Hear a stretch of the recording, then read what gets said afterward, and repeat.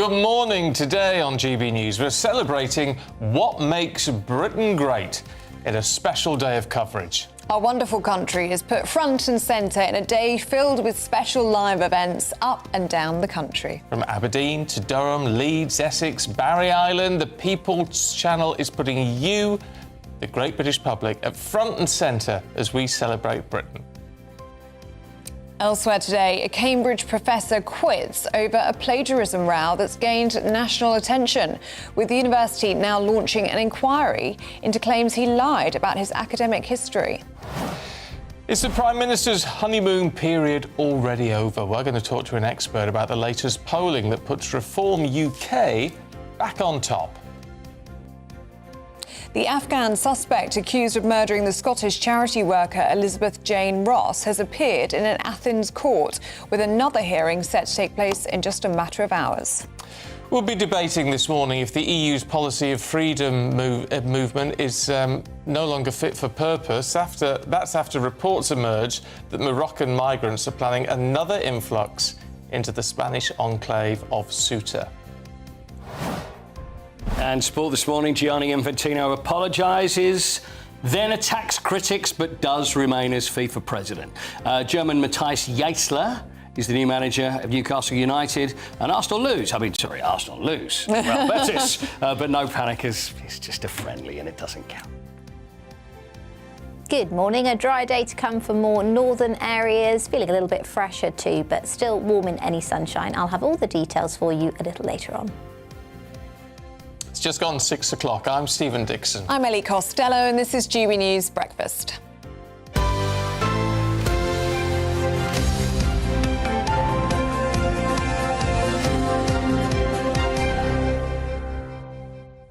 I'm so looking forward to this special day of coverage today. We've been counting down to this for months. We have. It's going to be great. We're wearing red to celebrate, aren't we? Yeah, we thought we'll wear red. Be patriotic today, and it's going to be a special day. We've got presenters up and down the country, haven't we? We have. We've pulled out all the stops for this one because we are having a full day of celebrations here on GB News. 5 years of the channel, but of course just celebrating everything that makes Britain what it is. Yeah, exactly that. We're going to be up and down the country representing you, the great British public. We're going to be in Belfast, Aberdeen, Durham, Leeds, Essex, and Barry Island. Yeah, very excited about Essex. Yeah, and a special programme tonight in Essex, actually, I should say. Yeah, there is. To top it off, we have some very special shows throughout the day. Tonight, though, Michelle Dewberry is going to be live from Essex at 6 for a programme that promises to pay tribute to all of our viewers and listeners. And Patrick Christys will be broadcasting live from 9 o'clock, so make sure you tune in. And can you see we've got a countdown on our screens already? The party starts in 14 hours, 56 minutes and 44 seconds. It's going to be great. It's going to be great. Let's give you a taster. All day today, we're celebrating what makes Britain great. And then tonight, we're leaving the studio behind to take GB News on the road. Join me alongside the GB News family and a very special live audience as we head to Essex for the Celebrate Britain grand finale. Don't miss this incredible night. Jubes & Co. live from 6 p.m. and Patrick Christys tonight live from 9 p.m. Only on GB News, the People's Channel, Britain's news channel. Well, should we talk to someone who knows all about this country and how it works, especially in the good old world of farming? Gareth Wyn-Jones, one of our regular guests here on GB News. Great to see you, Gareth. I wonder, because we talk so much to you about problems that we are facing as a country and problems that farmers face in this country, why, throughout all of these issues, do you still think this is a great place to be? Well, what a da to begin with from Wales. And I want to say diolch yn fawr. That means thank you very much for everything you've done for the farming community over the 5 years. You've been amazing. You've been on all the protests, all the rallies. You've been very, very supportive. And we needed that. You know, we thought mainstream media wasn't giving us the coverage. And you came up and you have been absolutely wonderful, helping us in all corners of the UK through, you know, the droughts, through the protest, inheritance tax, TB. You've covered everything, and that's really important to us. So I can only thank you from the bottom of our heart, from the farming community, and you've got some great contributors coming on there. You know, I was one of the first right at the beginning, and I'll be honest with you, I had some stick from some of my friends for coming on GB News, and a lot of them have really changed their mind about the channel, and a lot of them now are very much more supportive. I was about to say, have they changed their mind in the last 5 years? Because this channel's come a long way and it's grown to be the most watched channel in the country. And you've been watching from day one, haven't you? Yeah, I've been on it since day one. Oh, yeah, you have, Ellie. No, I love it. I absolutely love it. And we need the voice of the people, you know, especially for the agricultural sector. It hasn't been easy. It's not easy this year. And, you know, you're bringing voices of real people onto a real channel where we can air our frustrations and we can celebrate as well, you know, the positives. And I want to give you a positive that it's brought to me. So we've started a new company called S4P. I've even got this little can here. It's an anti-corrosive spray made with lanolin from sheep. And I met a couple of the people that are in business with me through GB News because I was on the channel. So I can only thank you from the bottom of my heart that you're adding value to some of the products we've got on the farm already. So, you know, this is a very, very positive thing that you're doing for the agricultural sector. I'll tell you what strikes me as well. I know it is really, really back to basics, Gareth, but I think it's sometimes something we forget, and that is every time we talk to you, you stood out in one of your fields, and that backdrop behind you. Stunning. If that isn't what makes Britain great, I don't know what is. I mean, it's absolutely stunning. And do you know what's behind me right there? That is a Celtic hill fort where the Celts would have lived, and just underneath it, 6,000 years ago, Neolithic man was producing some of the first axe heads in the world. You know, this place is steeped in history. People have lived off the land, and we've fed people for generations. And I think we've been forgotten by governments, by mainstream media. You know, you've got hundreds of cooking programs, you've got hundreds of shows on everything, but there's nothing about agriculture. And we have felt a little bit oppressed by our governments, our supermarkets, our mainstream media, and we have been pigeonholed and put to one corner. And GB News has given us an opportunity for a voice to talk about our frustrations, our joys as well. It's not all negative. There's been some really good times, and bringing the farming community together. I think that's the only thing I can thank Keir Starmer for, is to bring the farming community together to fight the inheritance tax. It's been one heck of a journey, and thanks to you for all your help and all the support and all the coverage you've given us. Well, it's our pleasure to try to be the voice of the people and people like you, Gareth. Great to see you. Thanks for your kind words, Gareth, and thanks for watching. Yeah, and enjoy that view. Yeah, beautiful. stunning, Thanks isn't it? very much indeed. It looks like a screensaver, doesn't it? Doesn't it look real? So stunning. Absolutely beautiful. You'd love to go for a walk there. I would, but I think that's partly what we need to remember. There is a lot to complain about at the moment, there's a lot to worry about at the moment. But sometimes we need to take a day like this and say, what is it about this country? Why are we proud to be British? Why are we proud to live in this land? And then you look at stuff like that, and the people who are working our land and providing our food and all the rest of it. And you think there's a lot to celebrate here. Yeah. And that's what matters. And it's so important to take a day to reflect on that and to celebrate as well. Tom has been in touch saying, happy 5th birthday, everyone. Somebody else being in touch saying, good morning, Stephen and Ellie. On this special GB News Day, I've been with you from day one. I would like to give a special mention to the people who work behind the scenes at GB News. You haven't met him. Honestly, would you want to if you'd met him? No, they are the best. They really, really are the hardest working people in the business. So, this person says, please give them a big shout out from all of us today. Yeah, they put up with an awful lot, They especially do, from Ellie. Especially from Stephen. Yeah. We're nice as pie to them. That's why they like us. Yeah, it's true. It's true. We all get along here. Ellie, you should have worn red, white and blue. I know. Wow. Well, we've got the red. She'd look like Ginger Spice. You've got red, white and blue. I've got red, white and blue. There you go. Stephen's done it for you. I'll try my best. And I could only wear one colour, so we went with red. Yeah, it's fine. There we are. Anyway, look, let's move on, because we've got lots more on all this coming up throughout, not just throughout the show, but throughout the day as well, as you know. But in the meantime, let's move on to a Cambridge professor who's at the centre of a plagiarism row, has quit after the university launched an investigation. Yes, in his resignation letter, the youngest black professor ever appointed at Cambridge University said he could no longer wish to live under a constant spotlight. Well, the university announced the inquiry following new developments into Jason Arday's academic qualifications and honorary appointments. Well, joining us now is former newspaper editor David Wooding. Very good morning to you, David. Was he right to quit? Yeah, well, the pressure's become intolerable for him. So much has emerged over the last week or two that he's got no choice. And once Cambridge decided to have an investigation, then that was curtains for him. The big question for me, though, is this is some of the finest brains on the planet in Cambridge University. Why did they not spot the telltale signs early on? This is a man who claims to have been autistic and non-verbal until he was 11, and claims he was illiterate. He couldn't read or write at the age of 18. Yet, a couple of years before then, he'd passed his GCSEs.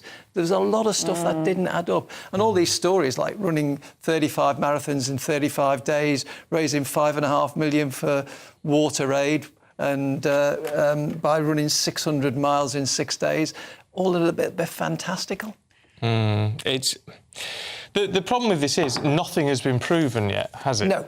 And so do we give him the respect of saying, look, you're obviously under a lot of pressure. You're in under the spotlight, as it were. I mean, that's hard work for anybody, frankly. Do we give him the respect to say, all right, let's just let it go now. He's gone from that position, leave him be, or do you keep digging? Well, I think we wait to see what happens with the Cambridge investigation now. I mean, they were obviously delighted with the idea of giving a professorship to what appeared to be Britain's youngest black professor. Well, he did, in fact, become Britain's youngest black professor. But again, it shows the obsession with diversity, equality and inclusivity that perhaps they were bending over backwards to give him a position. Do you think it's damaged Cambridge University's reputation in a way? Because it looks as though due diligence wasn't done with this guy. Absolutely, of course it does. I mean, 2 universities, Glasgow and Ohio in the United States, claim they had no knowledge of him. And he had said that he did get doctorhoods there. And his PhD at Liverpool John Moores University was found to have 180 passages which were plagiarised, according to the investigation in the Daily Telegraph. Yet the police went round and warned the journalists off while they were looking into this, saying that it was that they shouldn't have been investigating it, and that it was affecting his mental health. There's an issue here, though, as well, David, isn't there? In that you've got to be careful that you don't pin. I mean, because he was given this, it is a fact. But the youngest black professor, you've got to be careful here, haven't you? There is a bit of a fine line. It's not to say that all this shouldn't be challenged, but also you've got to make it clear that this then doesn't turn into something else. Absolutely, yes. The reason this has come to light is because there was so much that he was claiming to have done that just didn't add up. And it has damaged Cambridge University, whatever's happened here, because they just brushed off any of these allegations which were made. And as a result, they've now had to back down and say, we'll probe it. It's interesting, Freddie's just been in touch and says the person who's a real victim is the person who missed out on a professorship because he was given it. And this is the downside to all of this, is that promoting one person, if one person gets a job, means other people don't get the job. And if they've been given the job on false pretences, then obviously that's an issue. Well, yeah, I mean, diversity is a good thing, but in Cambridge, 35% of students now come from ethnic minorities, so they're really doing their bit to spread the places to people from different backgrounds. But of course, they perhaps got over obsessed with it in this case, if the allegations turn out to be true. All right. David. Thanks very much indeed. We'll see you in the next hour, David. Thank you. 14 minutes past 6. Let's take a look at some other stories coming to the newsroom on this Thursday morning. A Latvian man has been extradited to the UK and charged over the death of 12-year-old Keaton Slater in an alleged hit and run that took place more than 2 years ago. He was flown to Gatwick Airport before being taken into custody and will appear at Birmingham Magistrates Court later today. The government is promising that people in England in need of urgent mental health support will be able to access specialist walk-in hubs in their local communities. Ministers have set out plans to create a network of nearly 200 new mental health centres by 2029, with hubs set to be opened in places like banks and libraries. Reform UK says it will fine firms 10% of their global revenues and jail bosses who employ people without the right to work. The party said its aim was to stop delivery and gig economy companies profiting from illegal workers without consequences.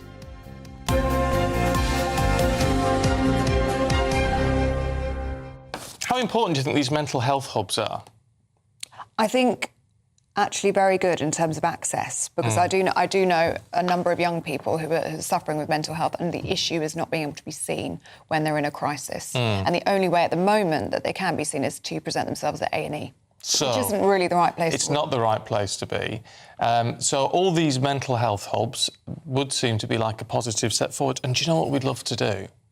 We'd love to talk to the Health Secretary about it. We would. Yvette Cooper. It was Wes Streeting up until very recently. And you remember, Wes Streeting does always pop up. We had him on as Defence Secretary a couple of days ago. However, as I say, Yvette Cooper is the Health Secretary now. Yvette Cooper is doing all the media rounds this morning. She's going to appear on every other channel, but not us. She was booked in by her people. She was booked in. And then, of course, she found out what she was doing when she saw the list and pulled out because she doesn't want to talk to you, even though there are more people watching this programme than there are watching any other news channel in the United Kingdom. But she doesn't want to talk to you because you're watching GB News. It's such a shame, isn't it? It's a disgrace, actually. It's a disgrace. She should be addressing the people, but she doesn't want to appear on this channel. You should make your voices heard on that one, because I think it's appalling. And it happens time and time again, isn't it? Yeah. But and I was surprised to see that she was booked in, actually, because she hasn't spoken to us before, has she? Yes, I've spoken to her once on this channel. Oh, you've spoken to her once? I've never spoken to her. Yeah, I've spoken to her once on this channel when she was Home Secretary. Then she got moved to Foreign. And in a way, as Foreign Secretary, you can sort of get away without talking to them too often. But as Secretary of State for Health... And important announcements like this one.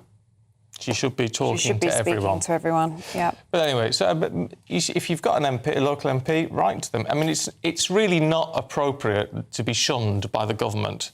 That you're being shunned by... It's not about us, it's about you. I've spoken to Yvette Cooper more times than I care to think of over the years. I'm not bothered. But you should be bothered. Anyway. Let us know what you think. gbnews.com/you'll say. In the meantime, let's get a check on the weather with Annie. Expect warm spells with the odd rude interruption. Box Boiler sponsors the weather on GB News. Good morning, welcome to your latest GB News weather update brought to you from the Met Office. A much drier day for many of us, particularly across more northern areas. Warm in the sunshine, but it will be feeling much less humid with fresher air for much of the UK. Still a fairly brisk northeasterly wind across eastern coasts through much of the day.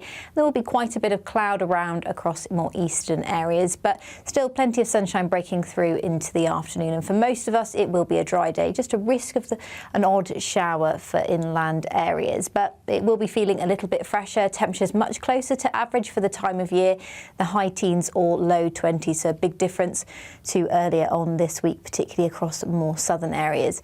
We hold on to the ridge of higher pressure, bringing that dry weather into this evening. So a fine end to the day across more eastern areas of Scotland. You'll notice to the west, though, we're starting to see a change, some wetter weather pushing into the Western Isles, as well as some showers across parts of Northern Ireland. Dry for much of southern Scotland, as well as northern England, Wales, central and southern areas of England, also seeing a dry end to the day with plenty of sunshine as well. Still going to be about 20 to 22 degrees to end the day across southern areas.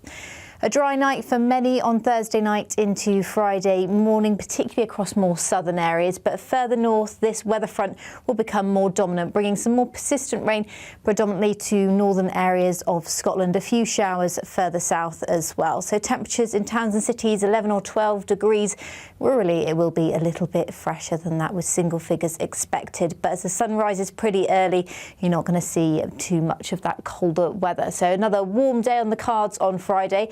Still another relatively fresh one though, so it will be feeling less humid than the past couple of days. And in the sunshine though, not too bad, particularly in the south and east, temperatures in the mid-20s, so a little bit warmer on Friday compared to Thursday. Bye-bye. Expect warm spells with the odd rude interruption. Box Boilers sponsors the weather on GB News.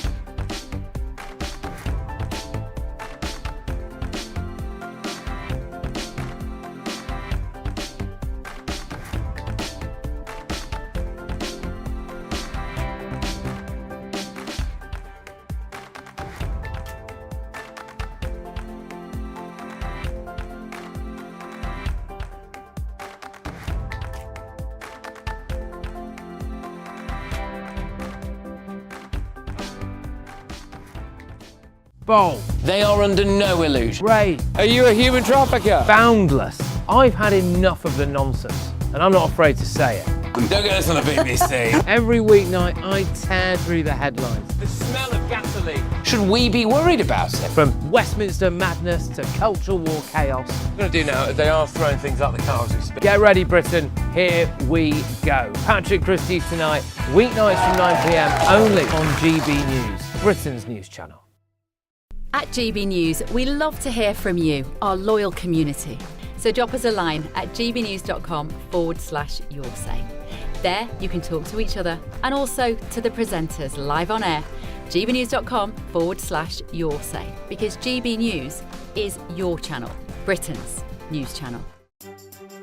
Some people enjoy lazy Sunday mornings, but not me. What's the truth of the matter? So that's a very live question. Would you support him if he waters down these plans? Before the spin sets in, I'll be getting to the truth. This is personal. No soft questions, no easy answers. It's one thing if the state has rules in this country. It's another thing whether the police and others actually police them. Setting the agenda and holding those in power to account. You can't really blame her if the system is set up this way. You will not want to miss it, trust me. The Camilla Tominey Show, Sundays from 9:30, only on GB News.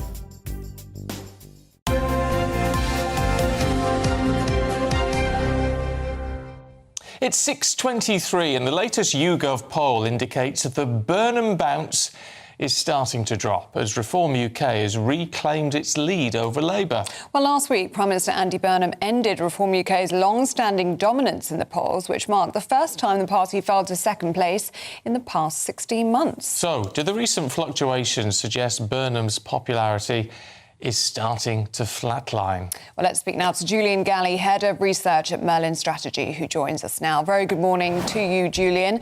It looks like this Burnham bounce has been very brief. Yeah, so we see in the YouGov poll that Reform have taken its lead. In other polls, Labour keeps a very small lead. They're on around 27%. In the average polling, we see both Reform and Labour very close to each other. So there has been a slight bounce for Labour. but that bounce has sort of taken them up to where Reform are and not beyond by much. So where does this leave really the three main parties in terms of strategy? Because if there is, everyone's calling for an election pretty much, apart from the Tories, and if there was one today, what are we looking at? A hung parliament? Yeah, so it's quite difficult to tell, but what the Labour strategy would be is actually quite similar to 2024, where their vote share might not be incredibly high, but what they will be looking for is an efficient vote spread across the country. So if, for example, in London, their vote share isn't as high as it has been in previous years, under the Corbyn years, for example, because the Greens are picking up votes, and they've gone from winning sort of 70% in, the sort of Islingtons, North Londons, places like Keir Starmer's constituency, and they've gone from winning 70% to maybe 45, 50%, they'll still win the seat. But if that means they lose votes in London but win more votes elsewhere in marginal seats, whereas the right is split between Reform and Labour, between Reform and the Conservatives, I should say, Labour would fancy their chances at sort of winning with a split right where they get more seats under a low vote share. Well, there has been talk this week, hasn't there, about a Reform Restore pact. What difference would that make to Reform's lead? Yeah, so we see across different polls, some pollsters prompt for Reform, some do not. But we see that Restore maybe on between 2 to 4% of the vote share. So it could have an impact on Reform, especially in very marginal seats. But overall, what the bigger problem is that Reform are on 24, 25%, Conservatives on about 20%. And we see that the Conservative ceiling is perhaps not as high as the Reform ceiling, but the Conservative floor is actually a lot higher than people first predicted maybe a couple of years ago. So it's very unlikely that the Conservatives will drop down enough to have a clear pathway for Reform in a lot of seats. What's interesting with this is, and why I guess it's difficult for pollsters, is that there's a big difference between what people say in a poll to what they finally plump for when they're stood at the ballot box. Can you factor that in any way, shape or form? Yeah, so we have different methods to see what maybe people might be considering on a scale of 1 to 10, how certain they are to vote a certain way, how certain they are to vote at all, because a lot of people might say that they're going to vote for one party, but then on the day they just can't really be bothered and they stay at home. So we have different methods to factor all of that in. And one of the big ones is tactical voting. So we've seen in Manchester, in Makerfield, the Manchester mayoral election, that the Conservative vote has actually dropped down quite a bit. And that's partly because a lot of Conservatives are voting with Reform against Labour, but also we've seen quite a few Conservatives voting against Reform and supporting Labour because they would prefer a Labour government or a Labour mayor, a Labour MP to a Reform MP. And that's quite a big issue for Reform, and it's a big issue in terms of determining where the next election will go. OK, Julian Galley, really good to get your analysis this morning. Thank you very much. Thank you. Tactical voting I think more and more people vote tactically than we've seen previously. Yeah, definitely. We're seeing more and more of it, aren't we?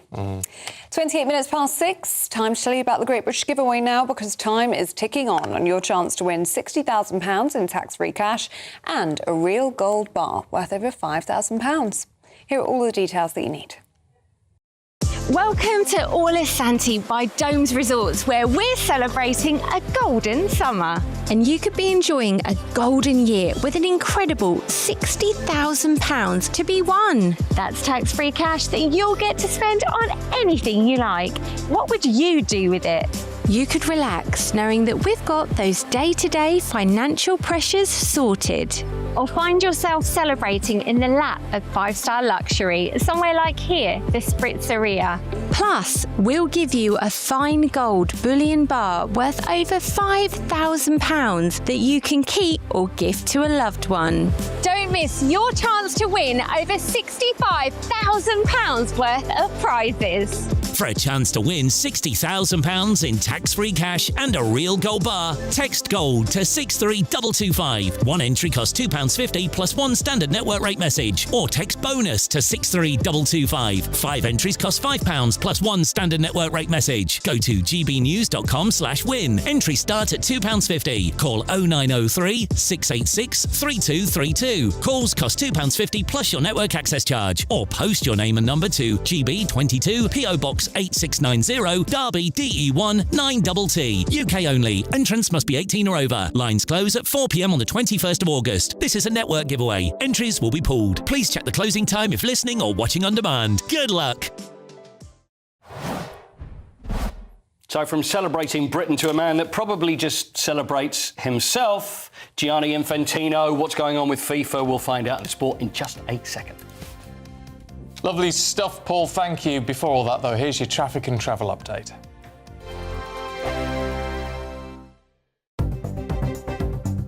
Good morning. This is the latest AI travel news from gbnews.com. The A36 is closed after the A30. There is a collision on the M1 southbound between junctions 17 and 18, between junctions 18 and 17, near Kilsby, with lanes closed.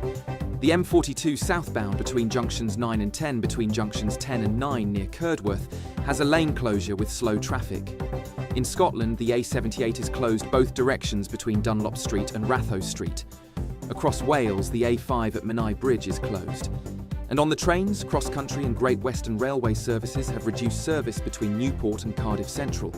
For more travel news, go to gbnews.com.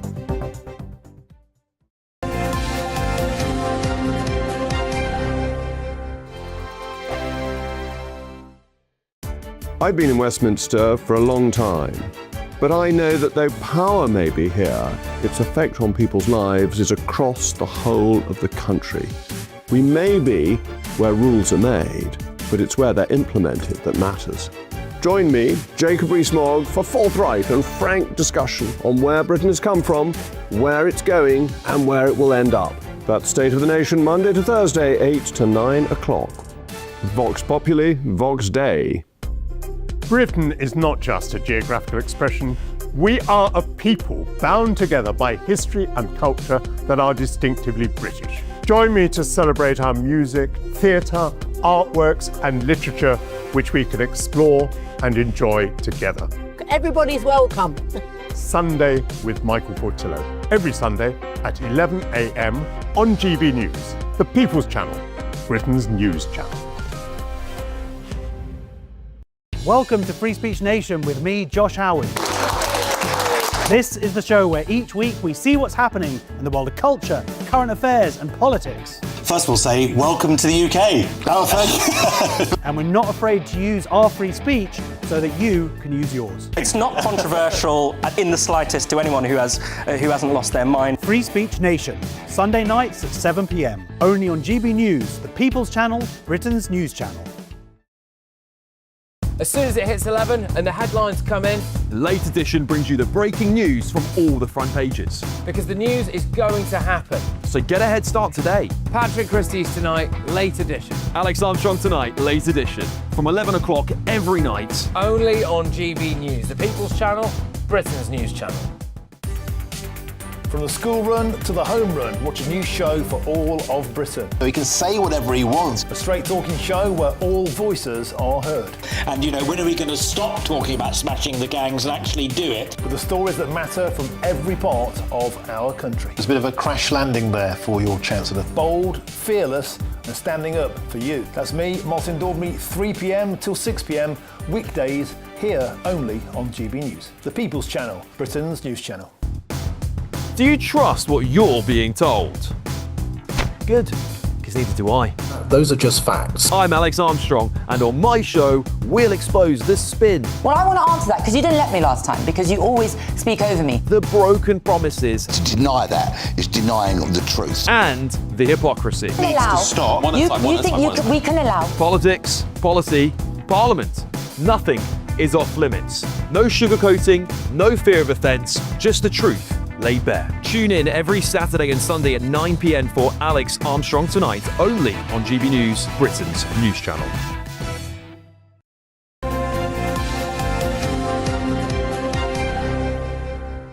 Welcome back. It's sports time. Paul Coates here with us. Morning. Hello.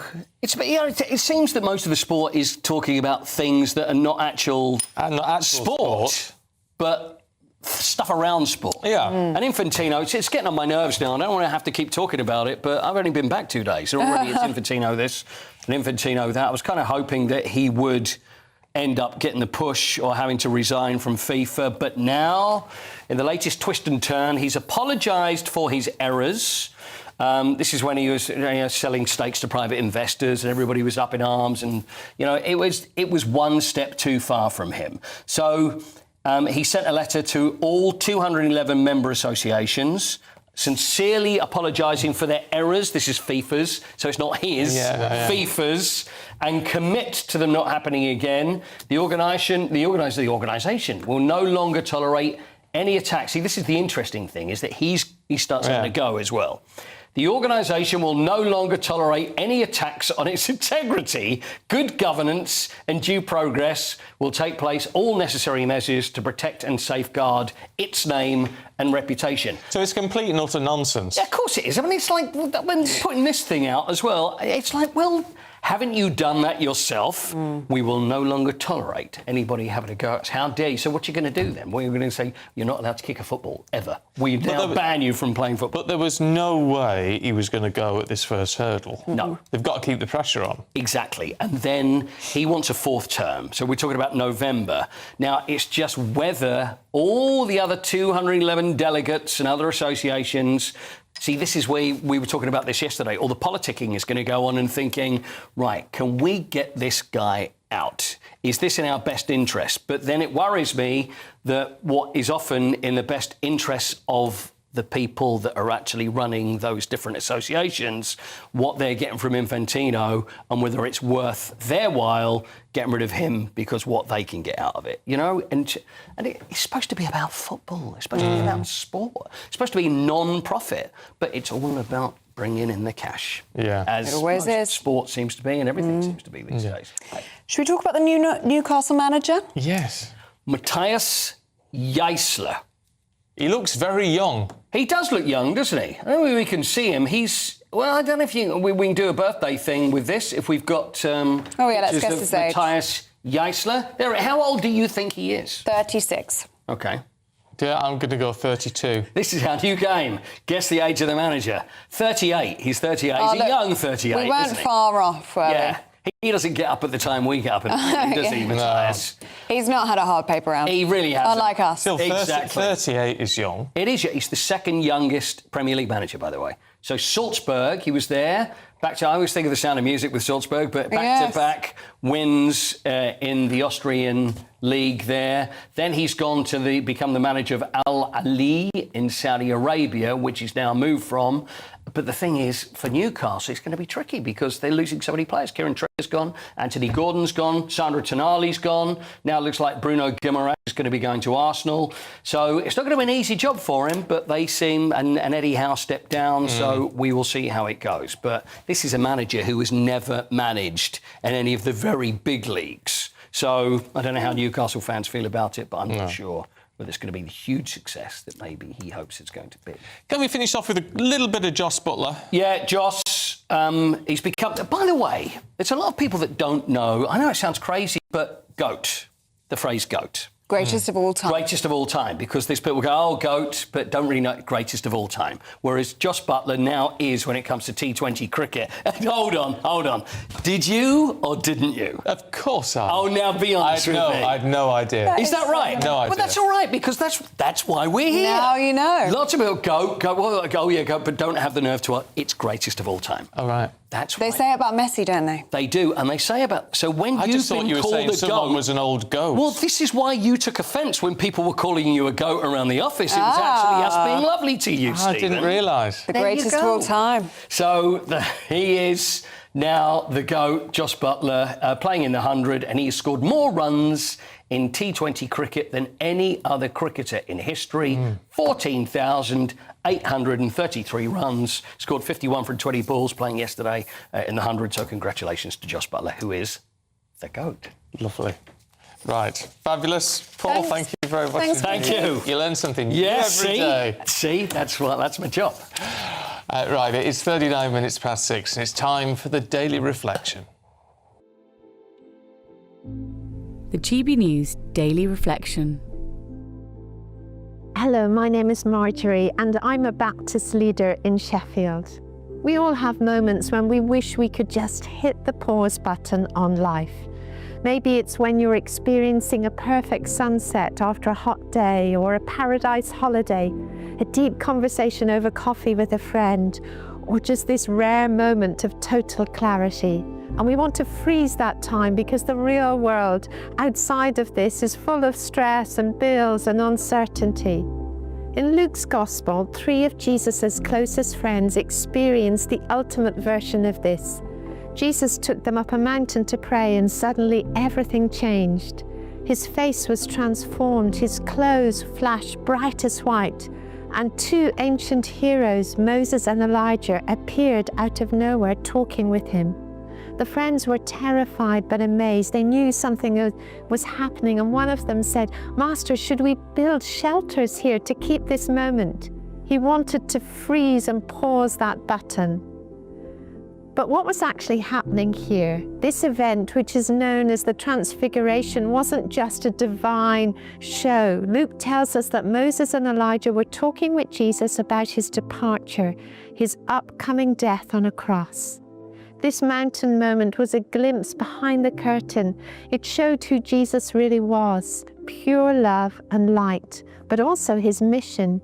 He didn't stay on the mountaintop in safety. He came down the mountain right back into the messy, painful, broken world to walk to the cross for us.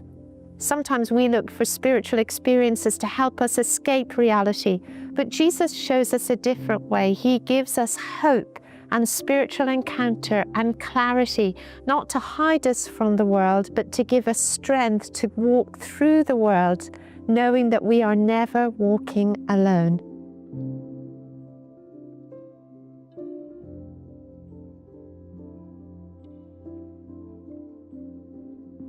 And that was our daily reflection on this Thursday morning with Marjorie. I like Marjorie. One of our favourites. Do like Marjorie. On GB News. Yeah, she's very good. She's very She is calming, very good, actually. very calming, very soothing voice. Anyway, look, still to come for you. We've got the papers this morning with Tom Pursglove and Nikki Hodgson.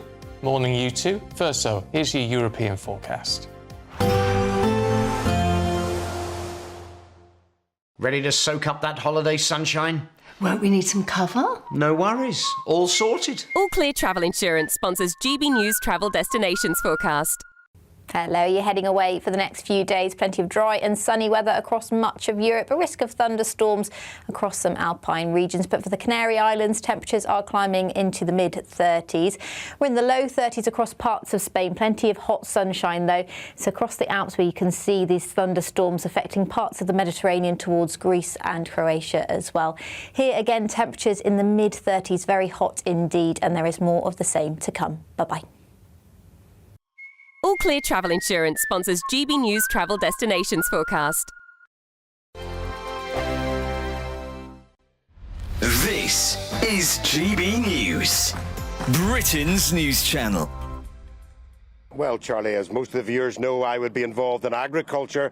This isn't quite agriculture. It's quite close to it, the cousins of. A lot of things that go on in agriculture are on display here.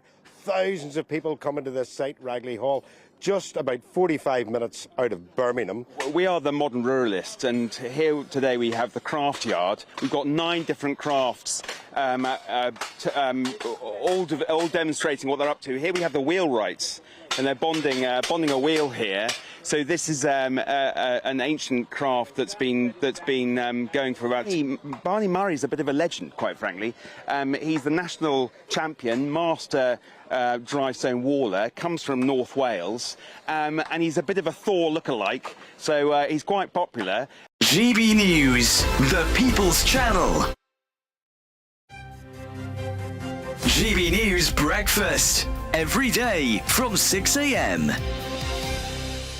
Now, at 16 minutes past 8, the annual bike ride from Yorkshire to London is taking place today, aiming to honour the legacy of the Batley and Spen Labour MP Jo Cox, who was murdered by a far-right terrorist in June of 2016.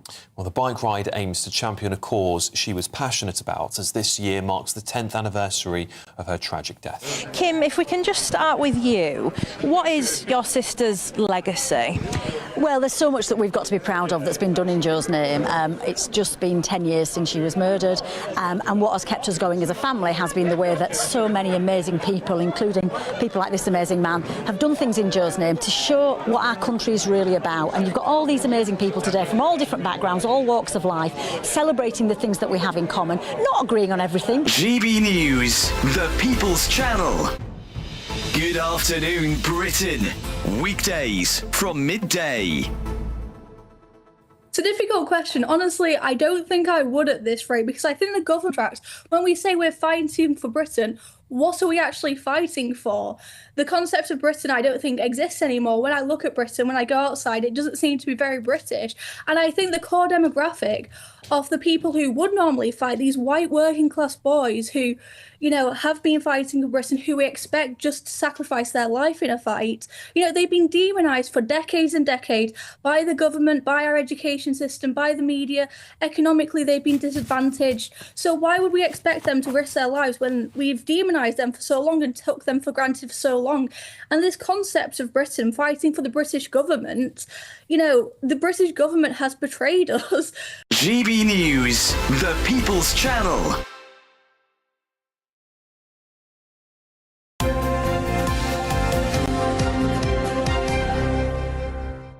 Welcome back to Breakfast. It's 6:46. Let's take a look at some of the newspaper front pages on this Thursday morning. Well, the Daily Mail reports on the Cambridge professor who's quit after the university launched an inquiry following allegations into plagiarism. The Daily Telegraph follows with the same story after Professor Jason Ardey said he was stepping away from his professorship due to the unrelenting level of public scrutiny. The Express has Labour's early prison release scheme as the shadow Foreign Secretary, Dame Priti Patel, criticises plans to let PC Andrew Harper's killers walk free. And finally, the Mirror leads on plans to open more NHS mental health centres to ease pressure on A&E departments, with hubs to pop up in banks and libraries. Right, let's talk through some of those with Nikki Hodgson and Tom Persglove. Morning to you both. Morning. Nikki, can we start with the Mail? Yes. And Professor Jason Ardey. What do you make of all this? This story just gets more bizarre by the day. I mean, it's difficult. I'm of the left, and maybe at the beginning of this story being reported, I felt like people were very quick to judge and pull apart Jason Ardey's claims, but they're very simple things to fact check. Mm-hmm. You know, if somebody has or hasn't got an active tenureship at a university, anybody can find that out. Not a journalist at the Daily Mail, not even Cambridge University. It beggars belief that some of the things he was claiming were not fact-checked in an interview, if they're not true. You know, were not checked at the point of his appointment. And what does it say about one of our finest educational institutes that somebody could rise to the top and not be fact-checked on this basis?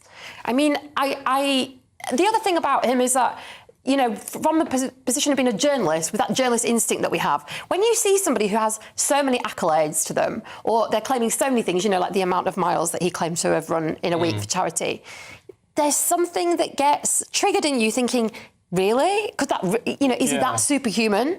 And I think that's what drove the Mail to investigate him more than racism.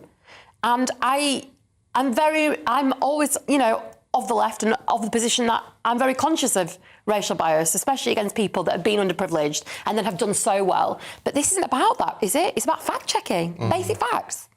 Tom, what do you make of it? I mean, it just doesn't pass the believability test, does it? Yeah. And a good lesson for life is not to plagiarise, particularly in the world that we now live in with technology that means that you're very quickly caught out when you're doing that.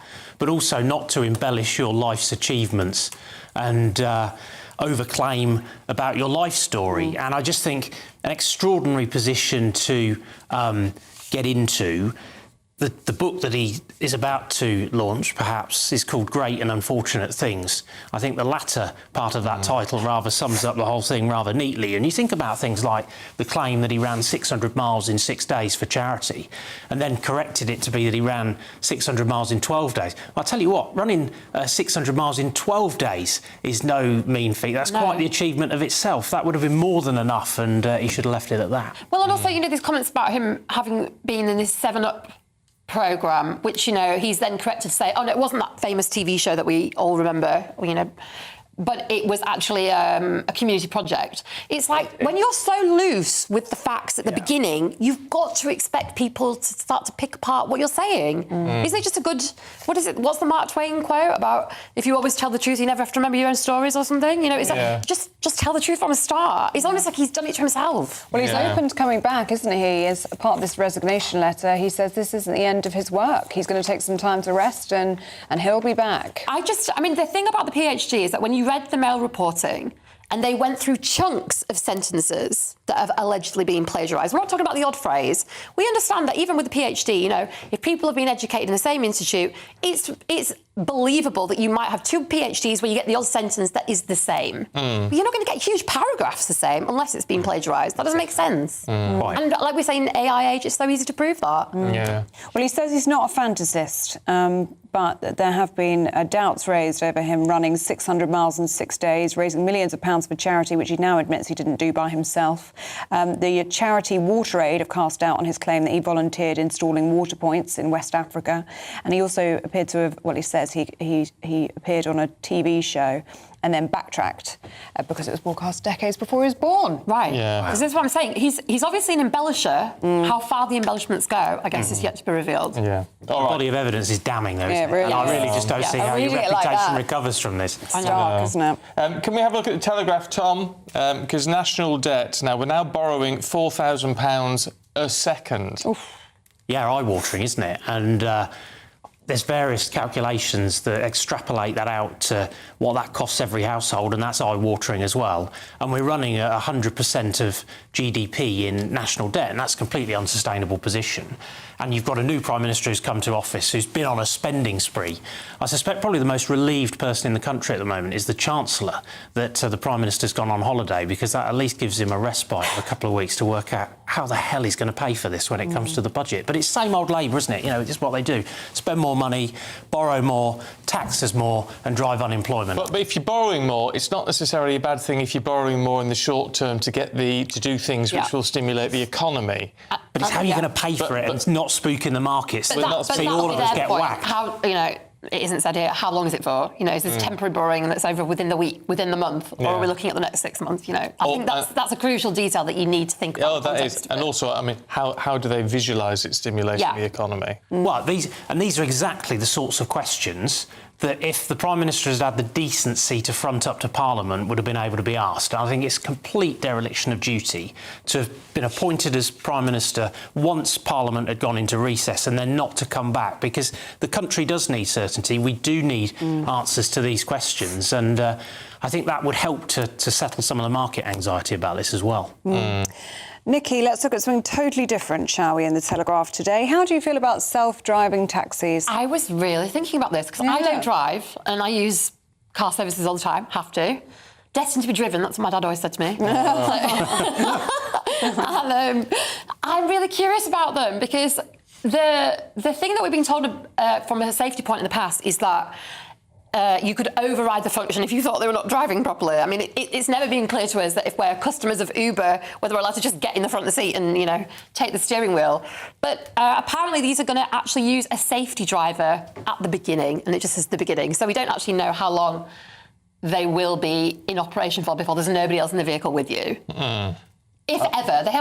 We haven't actually got to that point of you getting in an Uber and there's nobody else with you and it's driving itself. I mean, there's no point in having a safety driver, is that, in terms of that cannot be a long-term strategy, because then why bother? Waste of time doing it in the first place. And a waste of money. But I'm very curious about it, and I was thinking, would I take my life into my hands and get into a self-driving Uber? Yes, because I'm an idiot like that. I like a cheap thrill. So I probably would get in. Why not? I'm curious about Ellie. Very curious. I think it's quite a leap of faith. I'm very happy for you to go first. I'll go first. I'll be the lemming. I don't think it's... I mean, I think it'll be all right. to be perfectly honest. I'm sure it will be. In a place like London, actually, where there is lots of traffic and everything is quite slow, it's probably safer than... You've seen a lot of the pilot vehicles for this out, actually, on the streets in recent weeks, so they've been clearly putting quite a lot of testing in behind this round section. The thing for me is that I like getting a car because I like talking to somebody. Yeah. All right, you two. Thank you. We'll see you later. Now, do stay with us. Still to come, we'll be celebrating Britain. It's all its glory today. It's a special day of coverage celebrating the very best of Great Britain. That's coming up next after weather.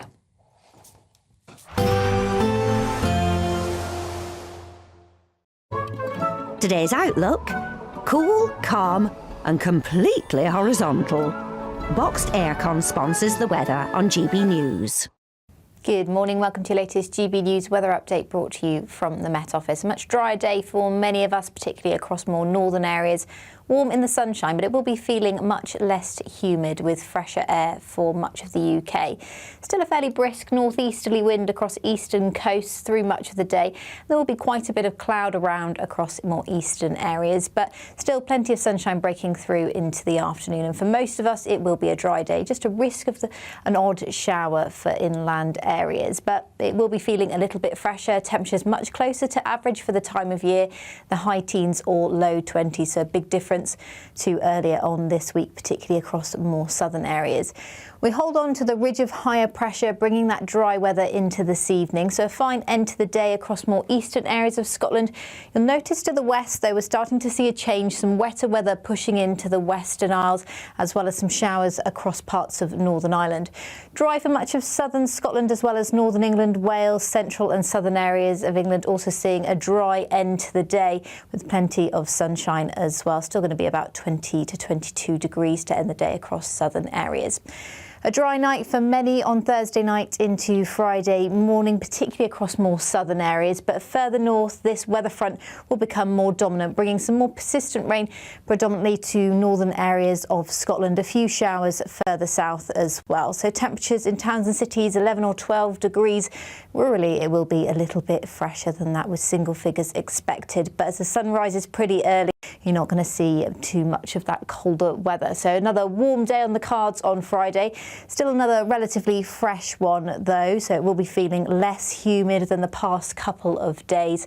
And in the sunshine, though, not too bad, particularly in the south and east, temperatures in the mid-20s, so a little bit warmer on Friday compared to Thursday. Bye-bye.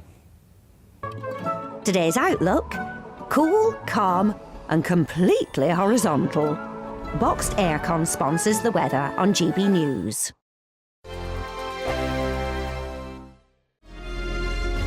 Thank you, Britain, for making GB News Radio such a huge success. Whether you're in the car, on the go or listening at home, thank you for choosing us as your radio station.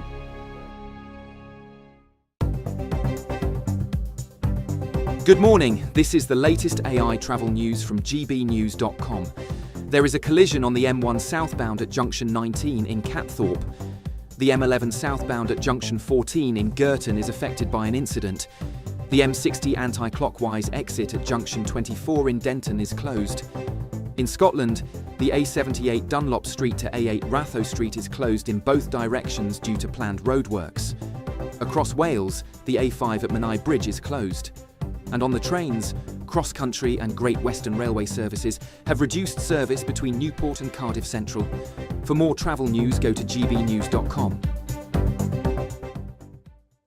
Welcome to Orla Santi by Domes Resorts, where we're celebrating with an incredible £60,000 to be won. Plus, we'll give you a fine gold bullion bar worth over £5,000. Don't miss your chance to win over £65,000 worth of prizes. For a chance to win, text GOLD to 63225. One entry costs £2.50 plus one standard network rate message. Or text BONUS to 63225. 5 entries cost £5 plus one standard network rate message. Go to gbnews.com/win. Entries start at £2.50. Call 0903 686 3232. Calls cost £2.50 plus your network access charge. Or post your name and number to GB22 PO Box 8690 Derby DE1 9TT. UK only. Entrants must be 18 or over. Lines close at 4 p.m. on the 21st of August. This is a network giveaway. Entries will be pooled. Please check the closing time if listening or watching on demand. You want to know what's really going on in the corridors of power? Labour don't know what to do with you half the time, and that makes you quite lethal in the chamber. Get behind the headlines with Chopper's Political Podcast. Join me, Christopher Hope, as I sit down with the great and the good of British politics. We'll see where this ruling takes us. These are the stories shaping our nation. Chopper's Political Podcast, available now on all platforms. Listen in and stay ahead. Westminster's full of talk, but out here, it's the real world. Am I allowed to talk then? No, that's it. This is where it matters, real people and real lives. That's what politics is all about. The fact is Trump made a good start. No. Straight answers, no spin, and just a couple of pints. How many fingers have I got up? About 10. So join me for Lee Anderson's Real World every Friday at 7 p.m. only on GB News. The People's Channel, Britain's news channel.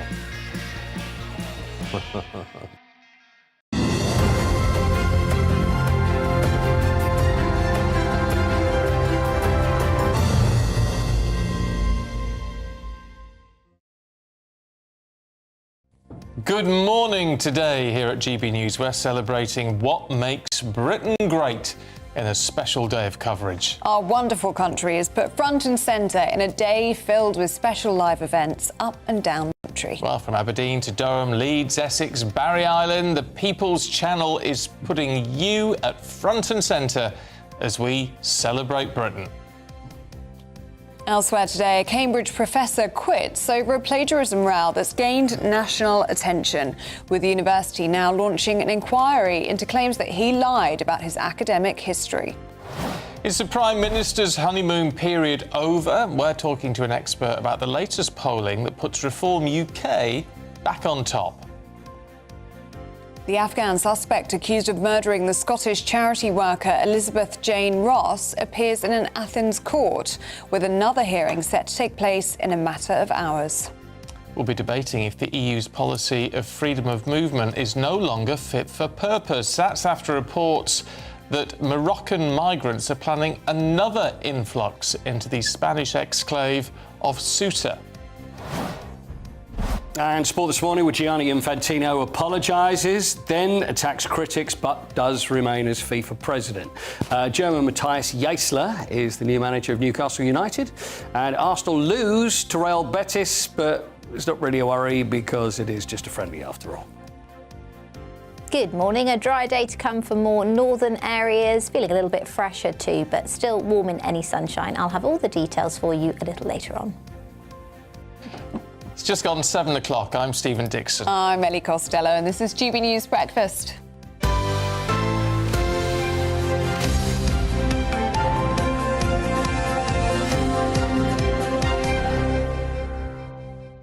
She's smirking at me because I said exclave instead of enclave about Ceuta, but it is actually an exclave. You were actually correct, so Yeah. I'll apologise for smirking at you. We keep saying enclave, but it's not. We do keep saying enclave. It's not an enclave. It's an exclave. An exclave. What's the difference between an exclave and an enclave? Well, an enclave is within a country, and an exclave is outside of a country. Outside. Gotcha. Thank you. There you go. Every day's a school day. It does. I've learned There something you today go. as well. There we are. Just determined to try to be accurate. No, very good too. Because accuracy is something we should get right and celebrate here in Britain. Absolutely, because it is a day to celebrate Britain here on GB News. We're taking the opportunity. This channel has been going now for 5 years. I've been here since before day one. Before day one? I'm one of I think there's 13 of us original members of GB News. I'm one of them. I was saying that to the bosses yesterday. I said, don't you forget that. Don't you forget that fact. I've been here since the very, very beginning, and it has been brilliant. What a journey we've been on over 5 years. Hasn't it been just? But it's flown by. It Flown by. has, like yesterday. Anyway, so today, as we said, we're pausing and we are going to celebrate Britain.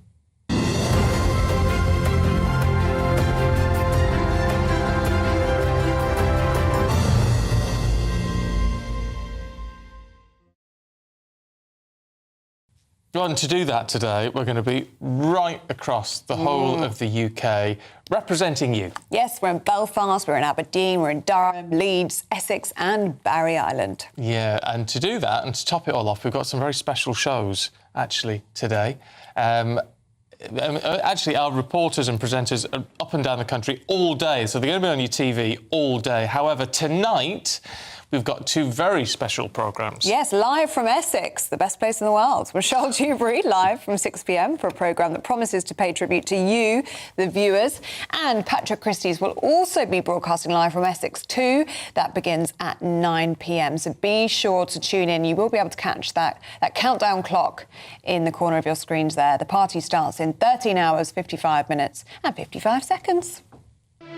All day today, we're celebrating what makes Britain great. And then tonight, we're leaving the studio behind to take GB News on the road. Join me alongside the GB News family and a very special live audience as we head to Essex for the Celebrate Britain grand finale. Don't miss this incredible night. Jubes & Co. live from 6 p.m. and Patrick Christie's tonight live from 9 p.m. Only on GB News, the People's Channel, Britain's news channel. I think there's a great deal to celebrate, actually. It's so nice to celebrate and to be positive about this country, isn't it? Yeah, well, because there's a lot that people are critical about at the moment. And so sometimes it's just that taking a step back and saying, right, there are issues, there are some things we need to sort out, but there's a lot of good.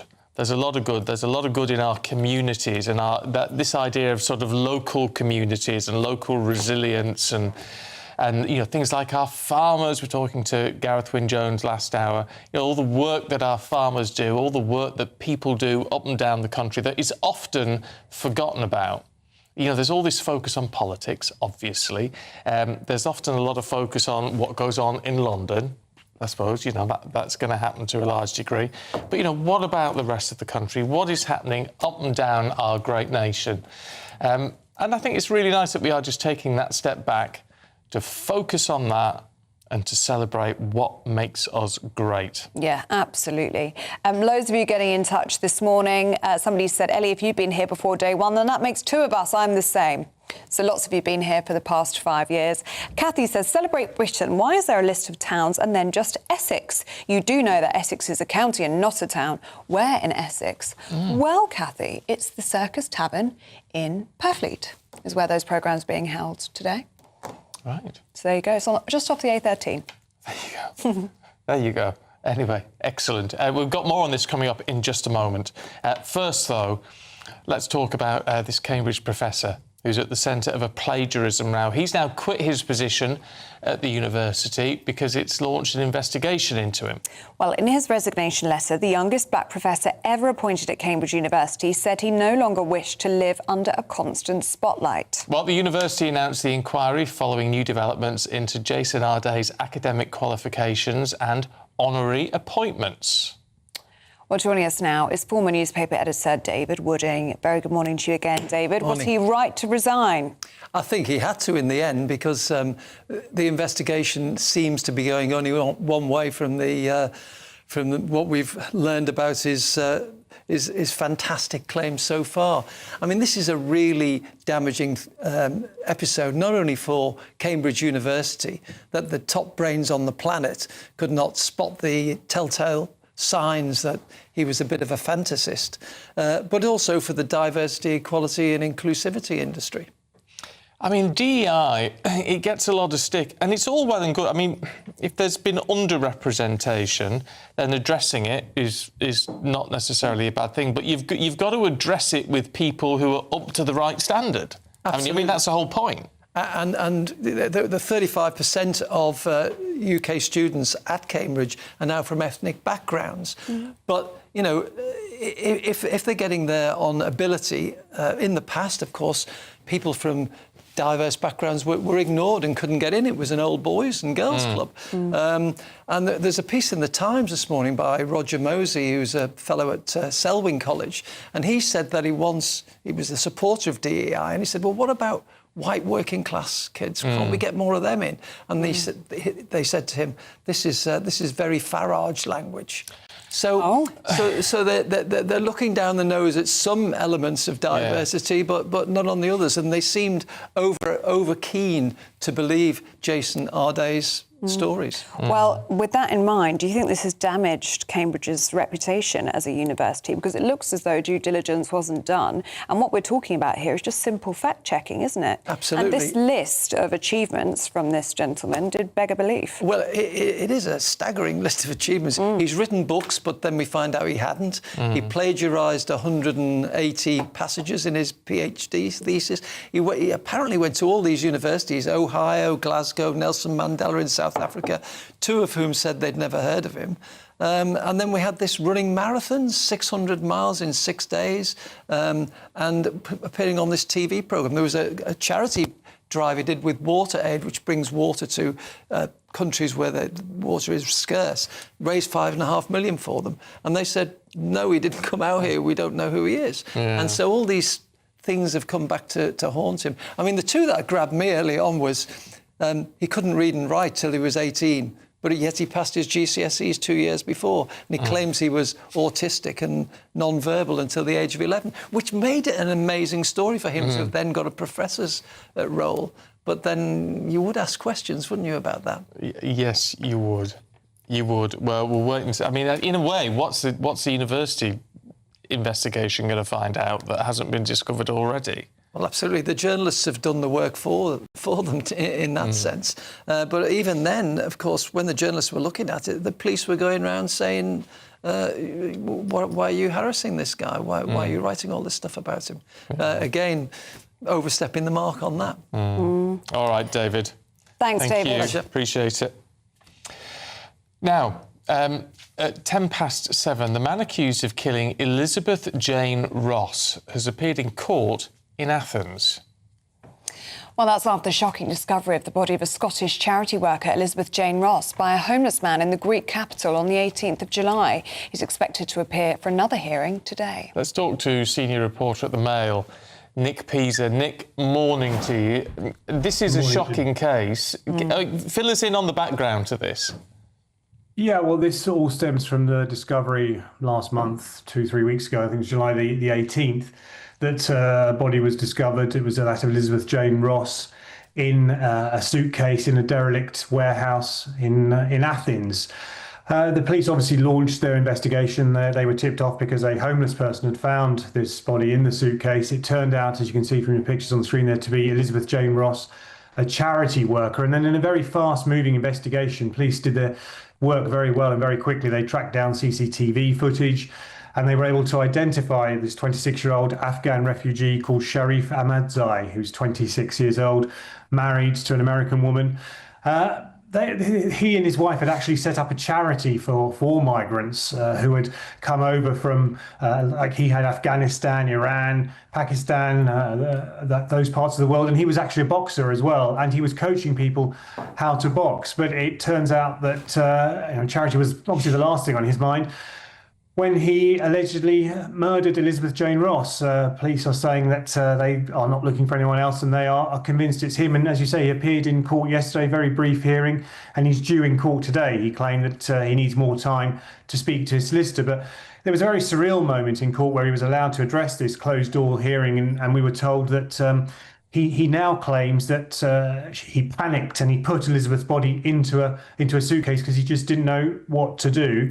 He left her there. Then he says he walked out of the building, bumped into another guy by a bus stop who told him, "Oh, you need to get rid of that body ASAP, or else the police are going to come after you. And for telling you this, I'd like some money as well." And we now know that he used Elizabeth Jane Ross's bank cards to obtain money, which he then gave to his wife. And also he bought her a brand new phone. And again, we should also say the wife is also key to this investigation because alarm bells started ringing for her, and she tipped off the police, and they were able to track him down through iPhone movements and trace his mobile, and that led to his arrest a week or so ago. Was there really heavy media coverage and media presence at the court yesterday, yeah, Nick? And I imagine there'll be a lot today as well, because this has garnered attention around the world, but just how horrific these details are. Yeah, it is. I mean, you can probably see in those footage there, he arrived in a police car, unmarked police car, with some armed officers escorting him. There were TV cameras outside the building and also journalists inside. It was closed doors, so obviously the TV cameras have to stay outside of those gates, but media were allowed up to the courtroom door, but not into the courtroom. And yeah, there was a heavy media presence there. Lots of TV crews, radio reporters, written press, that sort of thing. They were all there covering the case, and they will be there again today. We should also say as well that the accused man, Ahmadzai, was actually a bit of a poster boy for the International Red Cross when it came to migrants and to refugees, and they made a film on his life because he was 16 years old when he arrived in Lesbos, which is a Greek island off the coast of Turkey. And I've been there many times actually to cover the migrant problem there. And they turned his life and his journey from Afghanistan across Pakistan, Iran, Turkey, etc., to Greece into a sort of true life story and triumph over adversity. The Red Cross were tipped off about this and his involvement in this murder, and they have now thankfully removed that video from their website. All right, Nick, for now, thanks very much indeed. Thanks, Nick. Keep you up to date with that as those hearings continue. It's a hugely disturbing case. We've not heard a great deal from her family, have we? I mean, can you imagine what they're going through? Can you imagine? Just awful, absolutely horrific. Just absolutely awful. Anyway, in the meantime, let's get a check on the weather with Annie Shuttleworth.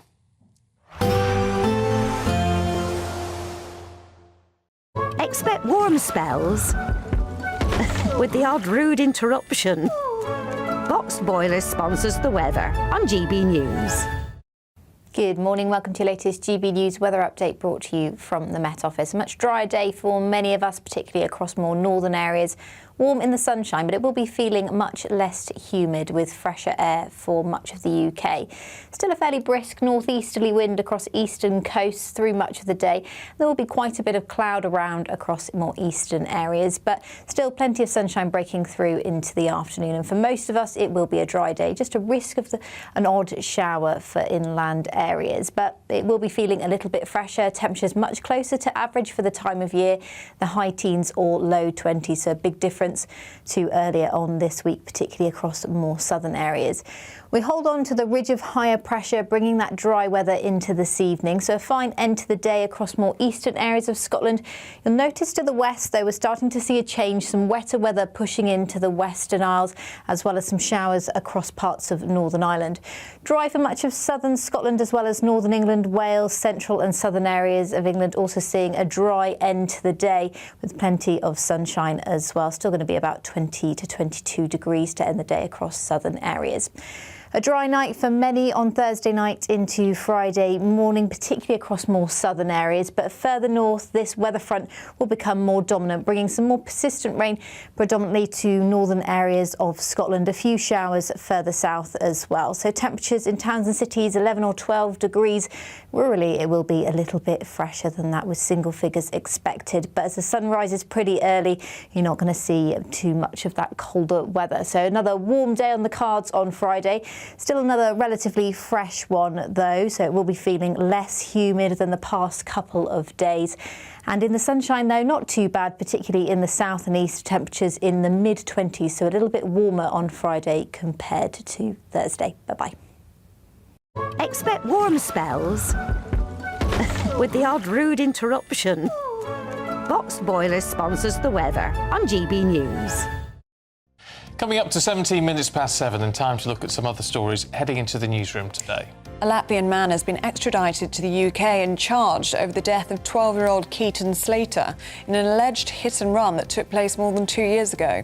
He was flown to Gatwick Airport before being taken into custody and will appear at Birmingham Magistrates Court later on today. The government's promising that people in England in need of urgent mental health support will be able to access specialist walk-in hubs at their local community centres. Ministers have set out plans to create a network of 200 mental health centres by 2029, and they're set to be opened in places like banks and libraries.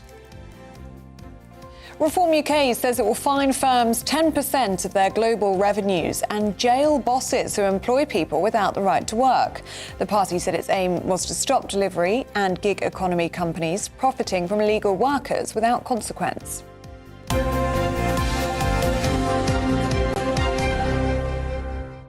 I'd love to know what you think about that policy, actually. I mean, it sounds quite full on, doesn't it? But actually, right to work is a very easy thing to check. Very. It's like right to rent. You know, they're all easy to check. You just have to do a thing on the internet and up it pops. Yeah. And so, really... It should be easy enough to do. People who are employing people without the right to work in the UK should know better. There's no excuse to not check someone's eligibility to work in this country. Yeah. Right, do stay with us. Still to come, we're going to be joined by the Conservatives. Shadow Cabinet Minister Mike Wood joins us just after 8 o'clock this morning. That's not him. He's not missing from that picture. It's just Westminster. First though, we're debating if it's time for the EU to end freedom of movement. Is the Schengen zone no longer fit for purpose? That's next.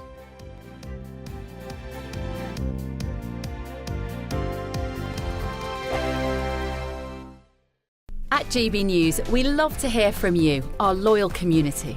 So drop us a line at gbnews.com/yoursay. There, you can talk to each other and also to the presenters live on air. gbnews.com/yoursay, because GB News is your channel, Britain's news channel. Bold. They are under no illusion. Ray. Are you a human trafficker? Boundless. I've had enough of the nonsense, and I'm not afraid to say it. Don't get us on the BBC. Every weeknight, I tear through the headlines. The smell of gasoline. Should we be worried about it? From Westminster madness to cultural war chaos. What I'm going to do now is they are throwing things out the car as we speak. Get ready, Britain. Here we go. Patrick Christie tonight, weeknights from 9 p.m, only on GB News, Britain's news channel.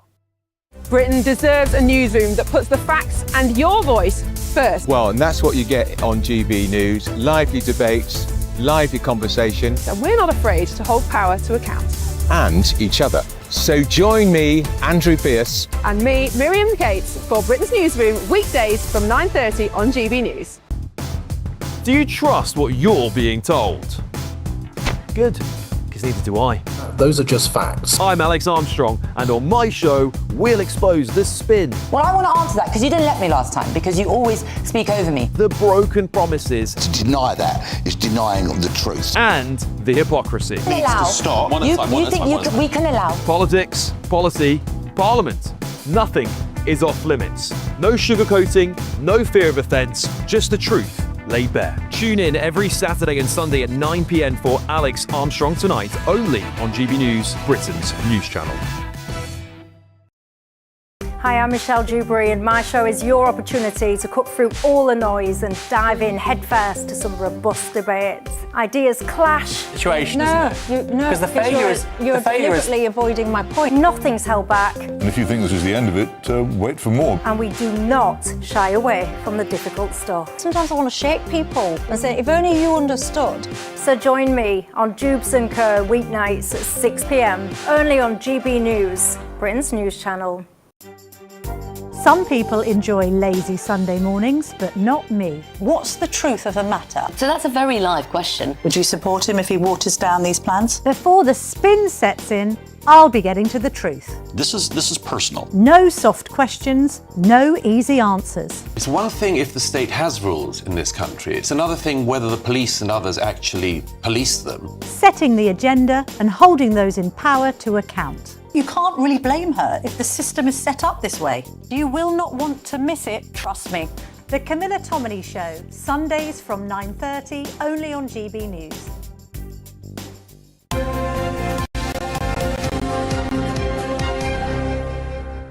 Now, at 7:22, migrants in Africa are reportedly planning a second mass invasion to Europe in the near future. Well, this comes after 72,000 migrants stormed the Spanish exclave of Ceuta, having charged the city's streets and barged through border protections. Well, this morning we're asking, is it time to end free travel in Europe? It's the Schengen Agreement, which came in back in the 80s. It was like about 83 or 84. It's a long, long time ago. But is it time to stop? Is it still fit for purpose? That's the question this morning. Richard Kilpatrick, former Manchester mayoral candidate and campaign manager at the European Movement, and Neil Hamilton, former leader of UKIP, join us this morning to debate this. Very good morning to you both. Neil Hamilton, let's start with you. Is it time to end the EU freedom of movement? Well, a country's border is only as strong as its weakest link. And if you've got a prime minister like Pedro Sanchez in Spain, who's prepared to allow over 1 million undocumented migrants to gain European citizenship, which then gives them the right to go anywhere else within the Schengen zone, all the way up to the north of Finland, then it seems to me that that's going to impose impossible pressures upon the governments of all the various countries of the EU. Of course, it's a matter for them. We're not in the Schengen zone, so we're not afflicted by this. But it seems to me that given the way the world is today, with hundreds of millions of people wanting to come to Western Europe to make a better life for themselves, very understandably, we just can't cope with the potential flows. And I think Europe is seeing this increasingly. That's why parties like Vox in Spain, AfD in Germany, the Rassemblement, whatever it's called, of Marine Le Pen in France are doing so well. Richard, I mean, it's an interesting point. I mean, Schengen was widely applauded when it all came into force, but perhaps times have changed. Perhaps it needs to be looked at again.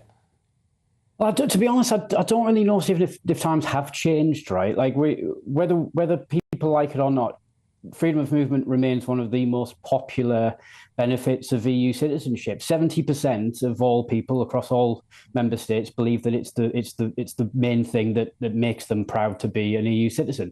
And as we stand today, and probably about right now, actually, 1.5 million people will leave home to go to work in a different EU state. 15 million people live and work in a different EU state than they're born in. And just really a really important point, actually, is not to get the two mixed up.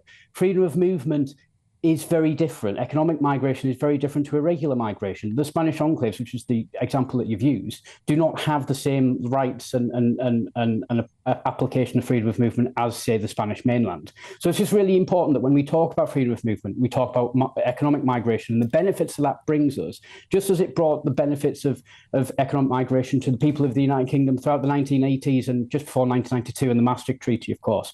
I'm always reminded of our vie de saint pet, right?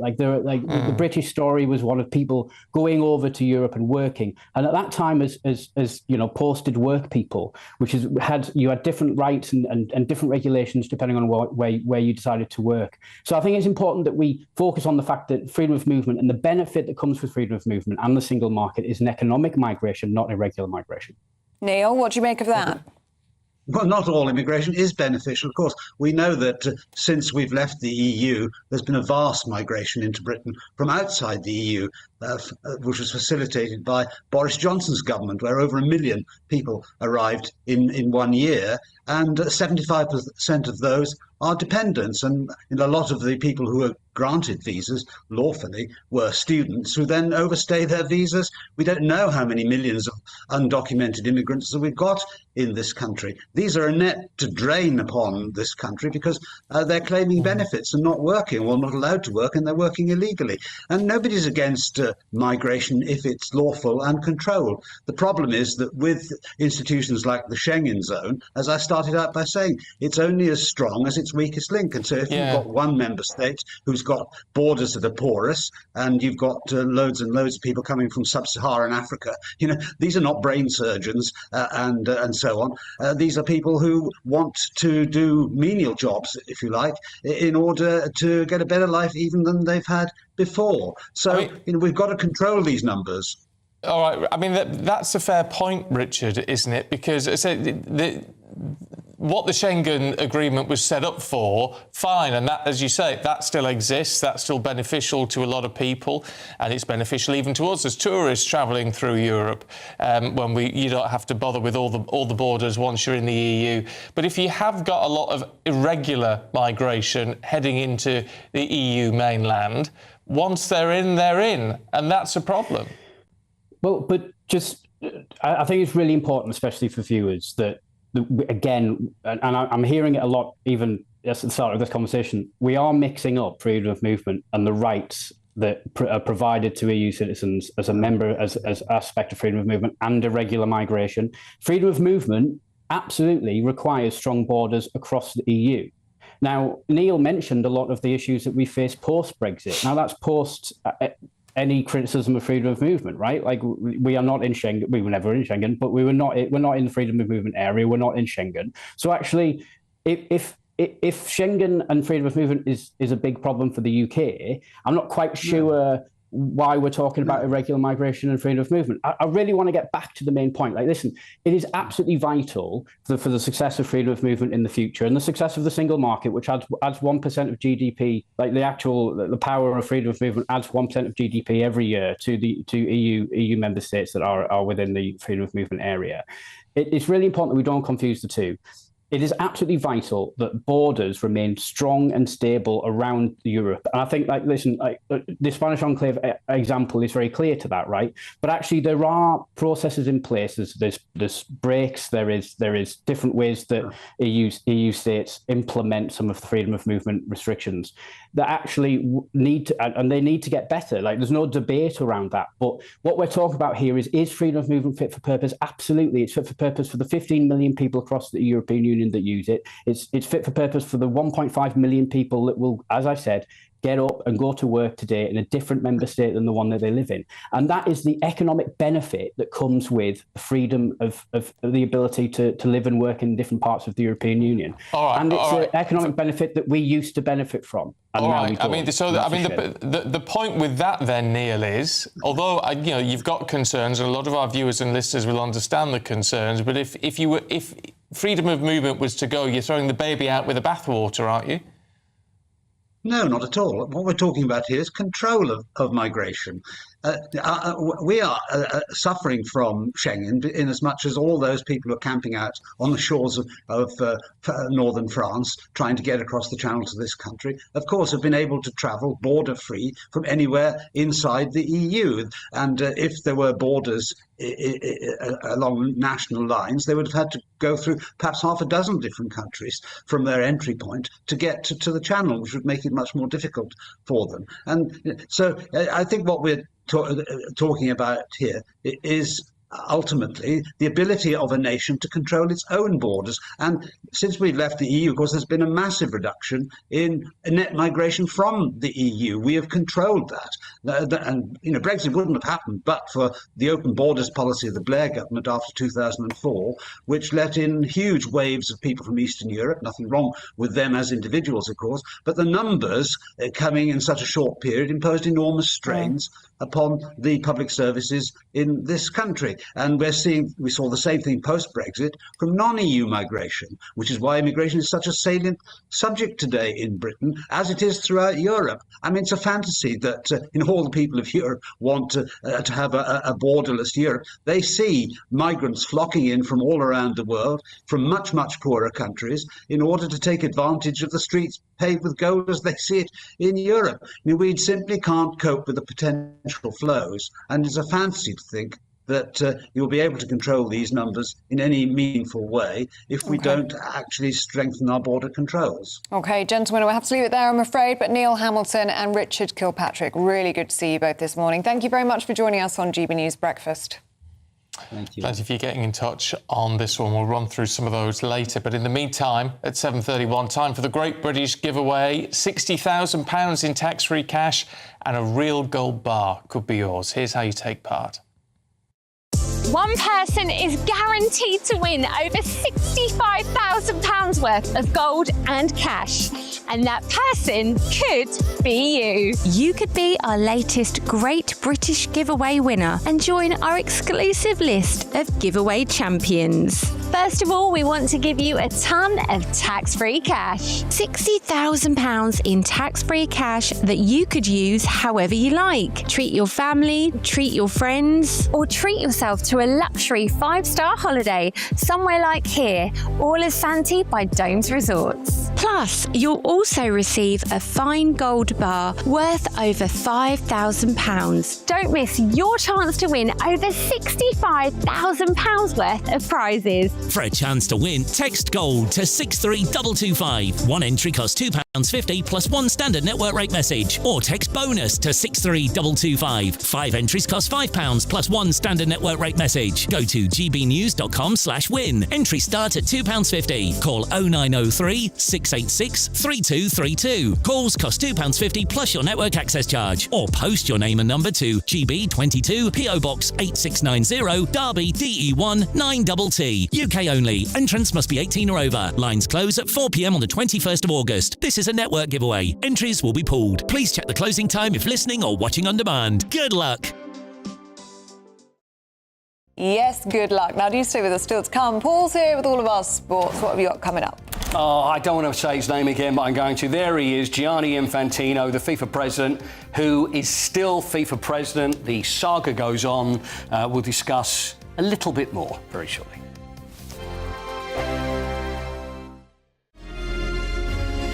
Thank you, Britain, for the thousands of you who are becoming friends of GB News each and every week.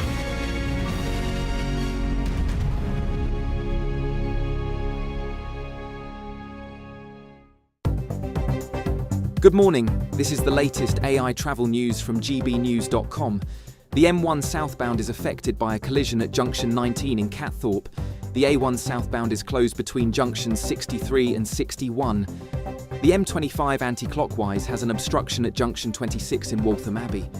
The M11 southbound has an incident at junction 14 in Girton. In Scotland, the A78 is closed both directions from Dunlop Street to Ratho Street due to planned roadworks.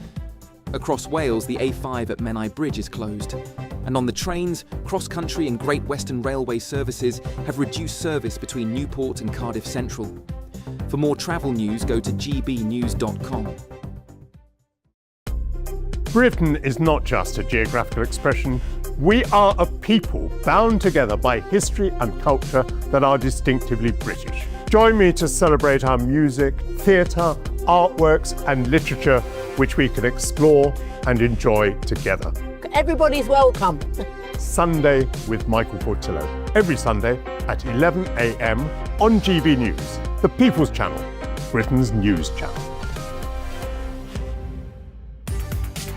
From the school run to the home run, watch a new show for all of Britain. He can say whatever he wants. A straight talking show where all voices are heard. And you know, when are we going to stop talking about smashing the gangs and actually do it? With the stories that matter from every part of our country. There's a bit of a crash landing there for your Chancellor. Bold, fearless and standing up for you. That's me, Martin Daubney, 3 p.m. till 6 p.m. weekdays here only on GB News. The People's Channel, Britain's news channel. Exciting news. Every Friday, my Patrick Christie's Tonight Show is going to have a twist to it. We're welcoming some special guests. You. That's right, on Fridays I'm going to be doing my show in front of a live studio audience because this show is about you and what you have to say. It's going to be the same big debates, same big topics, same big opinions. But every Friday night at 9 p.m, you are invited to come on down to Patrick Christie's Tonight to be a part of the action. Only on GB News, the People's Channel, Britain's news channel. You want to know what's really going on in the corridors of power? Labour don't know what to do with you half the time, and that makes you quite lethal in the chamber. Get behind the headlines with Chopper's Political Podcast. Join me, Christopher Hope, as I sit down with the great and the good of British politics. We'll see where this ruling takes us. These are the stories shaping our nation. Chopper's Political Podcast, available now on all platforms. Listen in and stay ahead.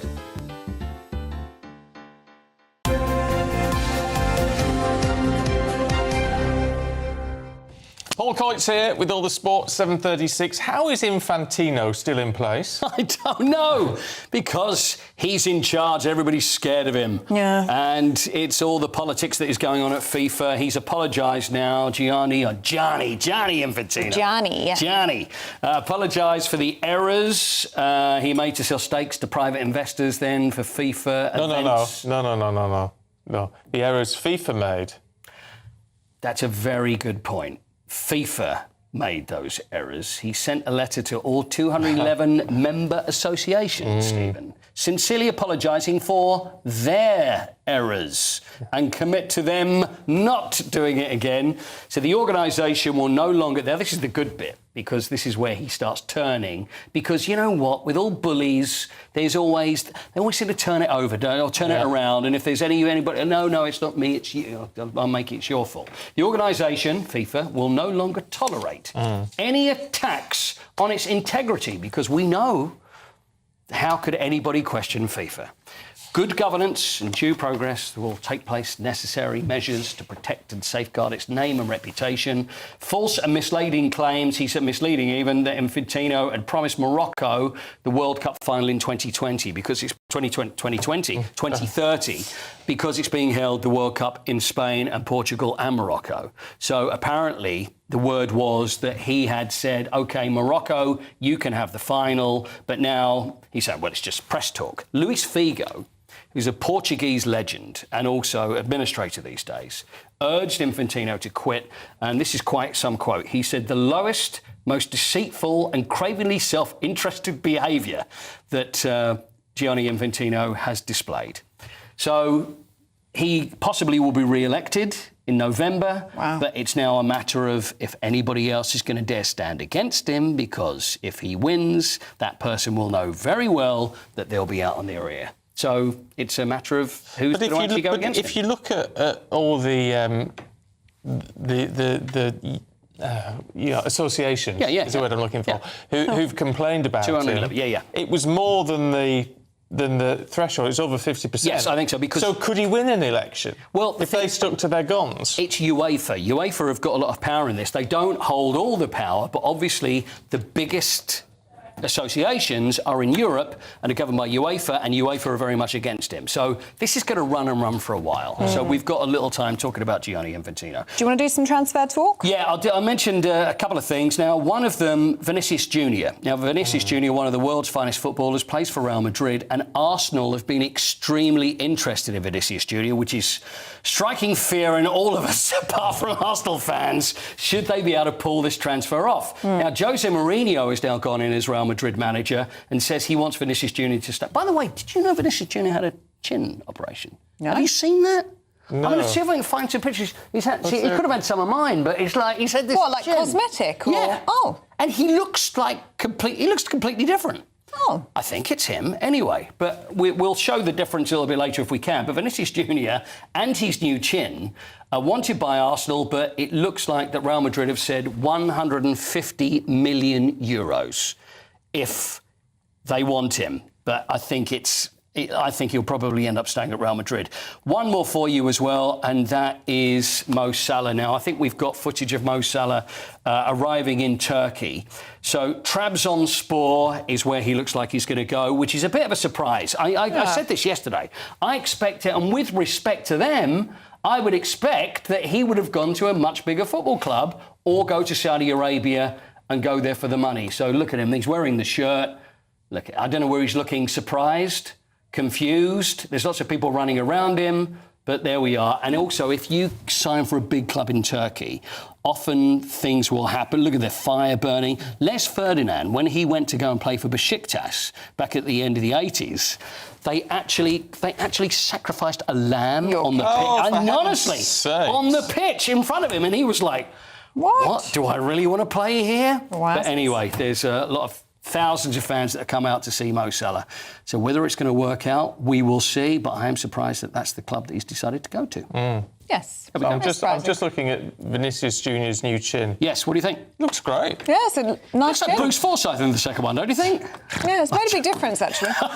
There he is. Is that? I think that's the old chin. That's the old chin. Is it more of a squarer chin that he has now? It's longer. It's pointier. Pointed, yeah. What, like Jimmy Hill used to have? It's not quite Jimmy Hill. It's on the way, though. It's on the way. I don't know how you do. It's quite an op, that, though. That's got to hurt. Yeah, I bet you can control the ball with your chin if you've got really... Maybe. It's very interesting. Yeah, very good. Thanks, Coity. All right, see you later. Right, papers with Nikki Hodgson and Tom Pursglove heading your way in just a couple of minutes. There they are, on our blue sofas. Yes, but first, here's your forecast across Europe. Can't wait to get in that sea. Lovely and warm. Just like the feeling of having great travel insurance. All Clear Travel Insurance sponsors GB News Travel Destinations Forecast. Hello, you're heading away for the next few days. Plenty of dry and sunny weather across much of Europe. A risk of thunderstorms across some alpine regions. But for the Canary Islands, temperatures are climbing into the mid-30s. We're in the low 30s across parts of Spain. Plenty of hot sunshine, though. It's across the Alps where you can see these thunderstorms affecting parts of the Mediterranean towards Greece and Croatia as well.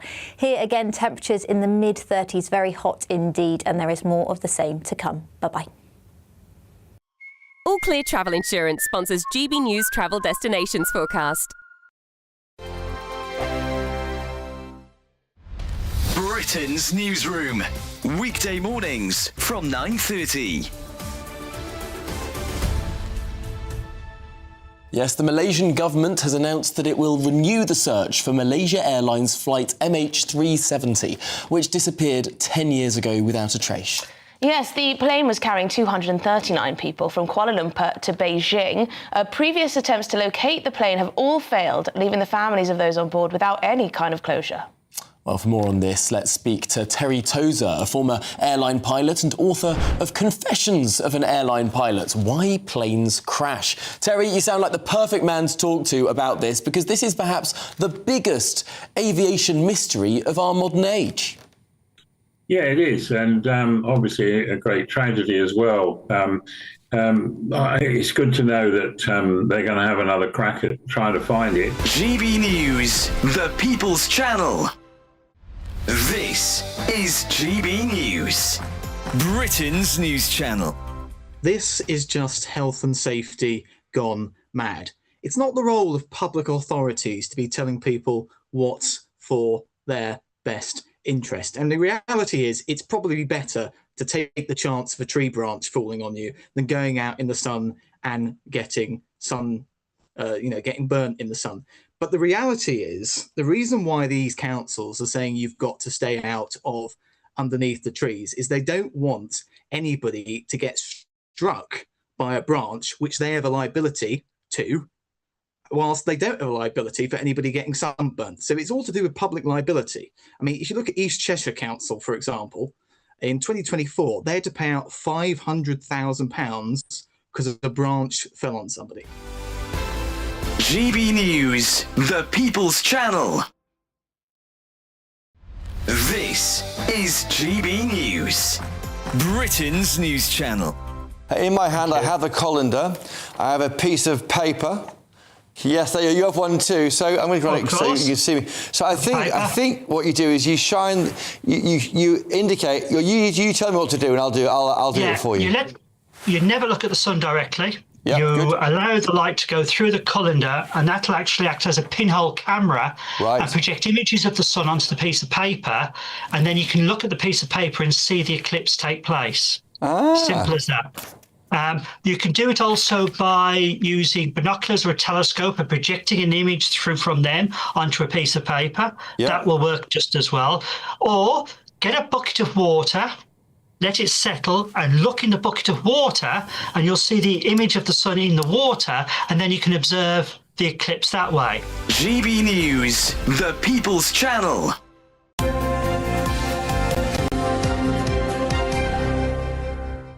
Welcome back. We're going through the papers with Nikki Hodgson and Tom Pursglove. Very good morning, you two. Morning. Nikki, let's start with, yes, unsustainable student loans must be fixed, MPs tell John Healey, the Chancellor. Well, this is some good news for people that have these insane student loans. I still have mine, actually, because I've been a mixture of self-employed and employed for so many years. I mean, it was a very long time ago that I graduated, 20 years last week.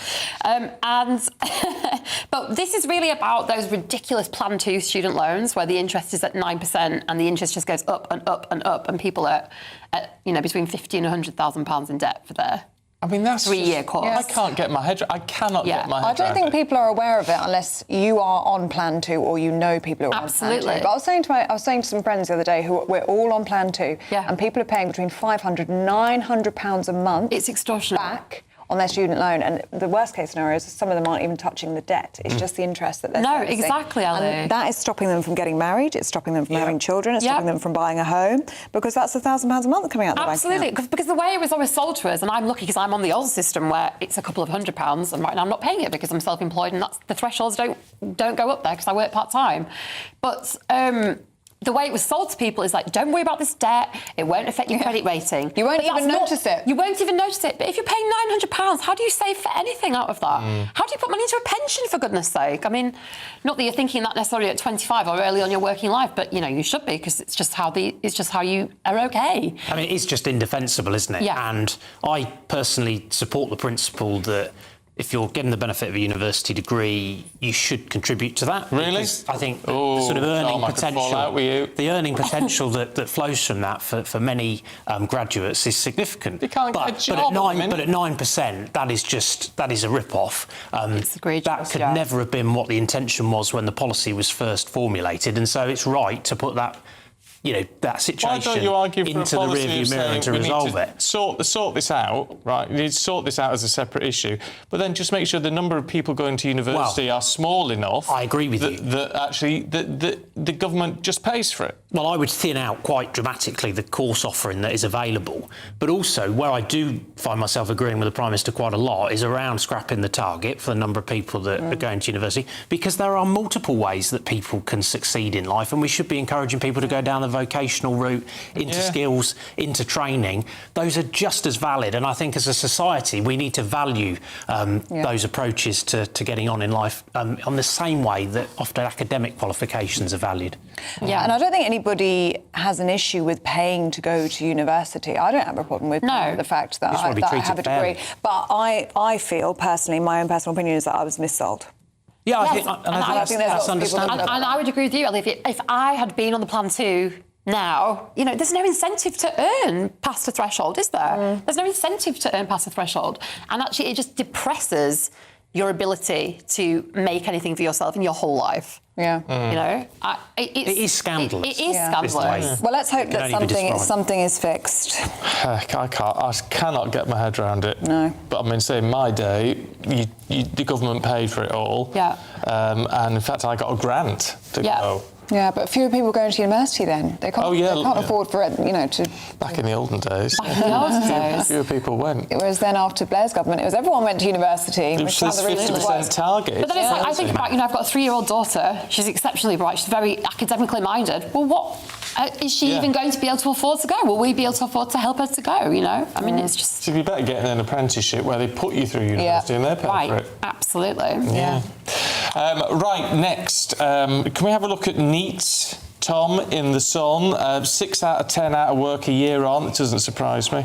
Rather links to the first issue we were talking about, doesn't it? It does a bit, yeah. You know, all of this comes back to various economic choices that have been taken, I think, over the course of the last 2 years. Things like where we are with national insurance, business rates, some of the Employment Rights Act changes have made it harder for young people to get their foot on the employment ladder. What we've seen is experience and some of those opportunities to take those first steps into employment have been squeezed out because the burdens on business, both financial and regulatory, are really significant. And the losers quite often have been young people. There needs to be a huge energy, a huge drive on this. As I said earlier, I think we need to see that opening up of skills and training and to have that parity between that and the academic. But there are also things that government ought to be doing as a priority. I would suggest rolling back some of those choices that they made early on in office would really help to sort of see some of these opportunities come on stream so that young people can get into work. What worries me about this is for a 16-year-old being out of work for not in work educational training for a year.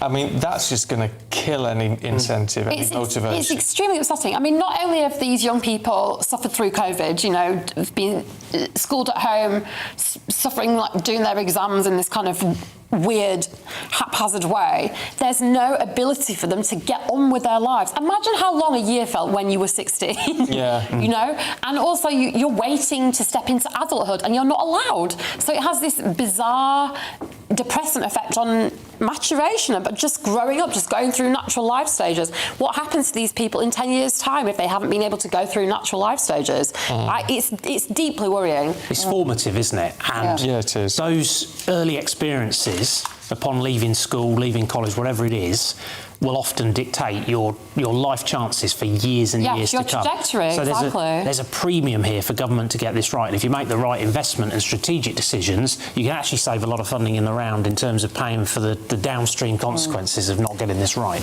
Nikki, we've got a minute left, so let's talk about the miracle of the £1 million lottery ticket, shall we? Who doesn't love this story? It's a great so story. Fantastic.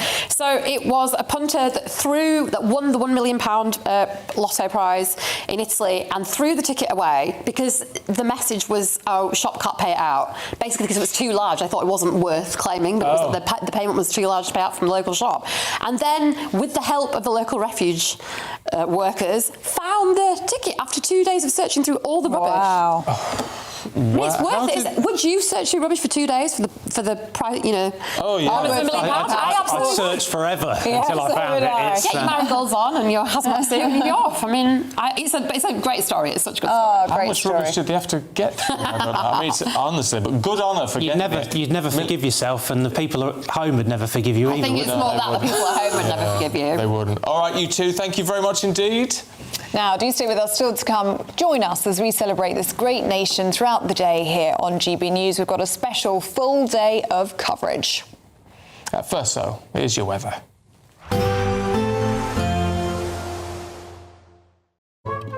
Today's outlook: cool, calm and completely horizontal. Boxed Aircon sponsors the weather on GB News. Good morning, welcome to your latest GB News weather update brought to you from the Met Office. A much drier day for many of us, particularly across more northern areas. Warm in the sunshine, but it will be feeling much less humid with fresher air for much of the UK. Still a fairly brisk northeasterly wind across eastern coasts through much of the day.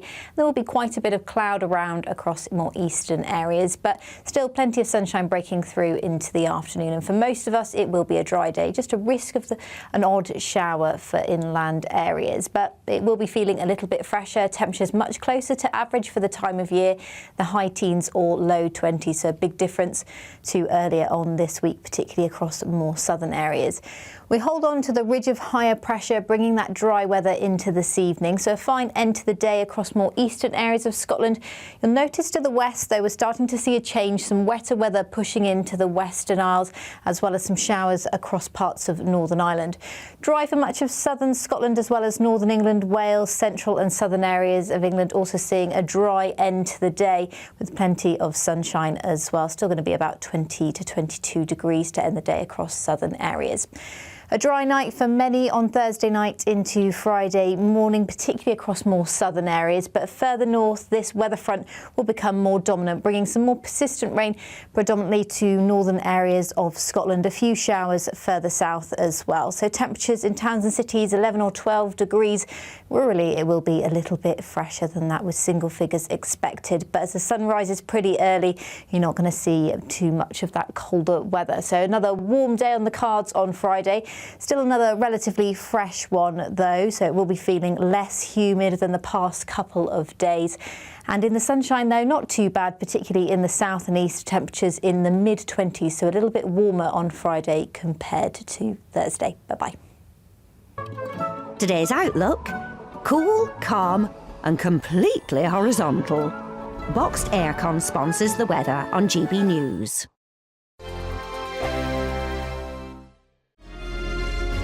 Thank you, Britain, for making GB News Radio such a huge success. Whether you're in the car, on the go, or listening at home, thank you for choosing us as your radio station. Good morning. This is the latest AI travel news from gbnews.com. The A1 is closed between junctions 3 and 4. There is a collision on the M1 southbound between junctions 17 and 18 between junctions 18 and 17 near Kilsby, with lanes closed. The M62 eastbound between junctions 11 and 12 in Birchwood has an obstruction. In Scotland, the M74 northbound at junction 5, Wraith Interchange, has lane restrictions causing queues. Across Wales, the A5 at Menai Bridge is closed. And on the trains, Cross Country and Great Western Railway services have reduced service between Newport and Cardiff Central. For more travel news, go to gbnews.com. we're celebrating a golden summer with your chance to win a real gold bar. That's right, a fine gold bullion bar worth over £5,000 could be yours. We're also going to make sure your finances are fabulous with £60,000 in tax-free cash. For a chance to win, text GOLD to 63225. One entry costs £2.50 plus one standard network rate message, or text BONUS to 63225. 5 entries cost £5 plus one standard network rate message. Go to gbnews.com/win. Entries start at £2.50. Call 0903 686 3232. Calls cost £2.50 plus your network access charge, or post your name and number to GB22 PO Box 8690 Derby DE1 9TT. UK only. Entrants must be 18 or over. Lines close at 4 p.m. on the 21st of August. This is a network giveaway. Entries will be pooled. Please check the closing time if listening or watching on demand. Good luck. At the stroke of midnight, the news doesn't stop, and neither do we. Day in, day out. Forget stuffy late night TV shows. We're giving you a front row ticket to the centre of the political universe. Because breaking news doesn't wait for the morning. And neither do we. Join us for one of the most controversial and volatile times of politics in human history. A very big story. Big story over here. You won't get this anywhere else. The Late Show live at midnight, every night. Only on GB News. Bold. They are under no illusion. Ray. Are you a human trafficker? Boundless. I've had enough of the nonsense, and I'm not afraid to say it. Don't get this on the BBC. Every weeknight, I tear through the headlines. The smell of gasoline. Should we be worried about it? From Westminster madness to cultural war chaos. What I'm going to do now is they are throwing things out the car as we speak. Get ready, Britain. Here we go. Patrick Christie tonight, weeknights from 9 p.m. only on GB News, Britain's news channel. I think GB News is completely unique in the way that we interact with our viewers. Our audience aren't afraid to have their say. They want their voices heard now, and they've got a channel where that can happen. I find more and more as I'm wandering around, people come up to me and they say, "We saw you on television." I say, "Oh yes, on what?" "On GB News." Hello, are you the famous Sue? The whole crew hit me here now. We came to celebrate. It's our job to be the eyes and ears of the viewers. They are part of the GB News family, and I'm pleased to say it's a very large family. And if people go to the time and trouble of listening and watching, then we've got to do a good job for them. Well, I'm here, right in the epicentre of the protest. Here we go again. You just tuned in. Where have you been? It is raucous here tonight. That's what makes us the fearless champion of Britain.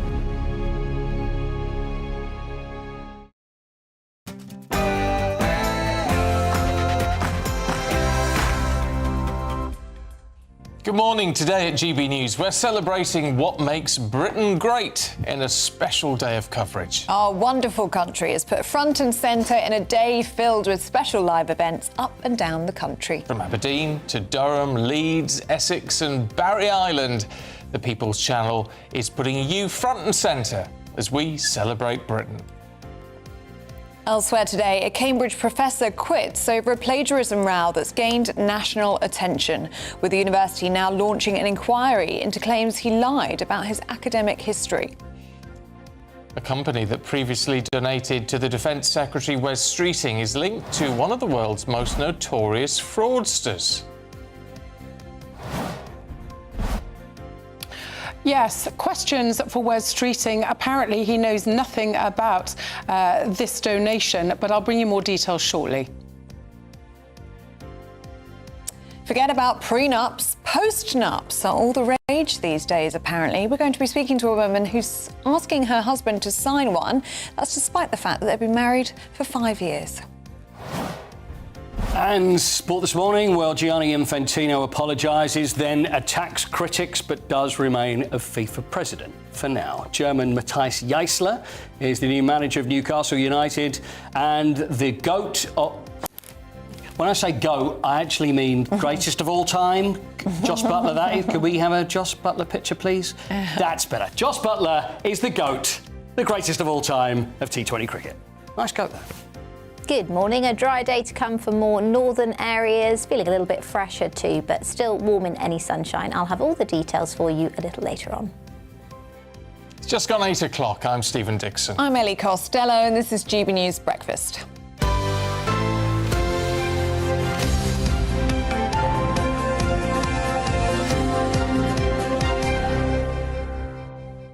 Now, we are celebrating today everything about Britain, really. I mean, it's 5 years since we've been going, and we've been trying to celebrate Britain as part of what we do each and every day. But we wanted to get it all around the country today. Yeah, we absolutely did, didn't we? A day of celebration and looking back at everything that's been achieved over the past 5 years. I mean,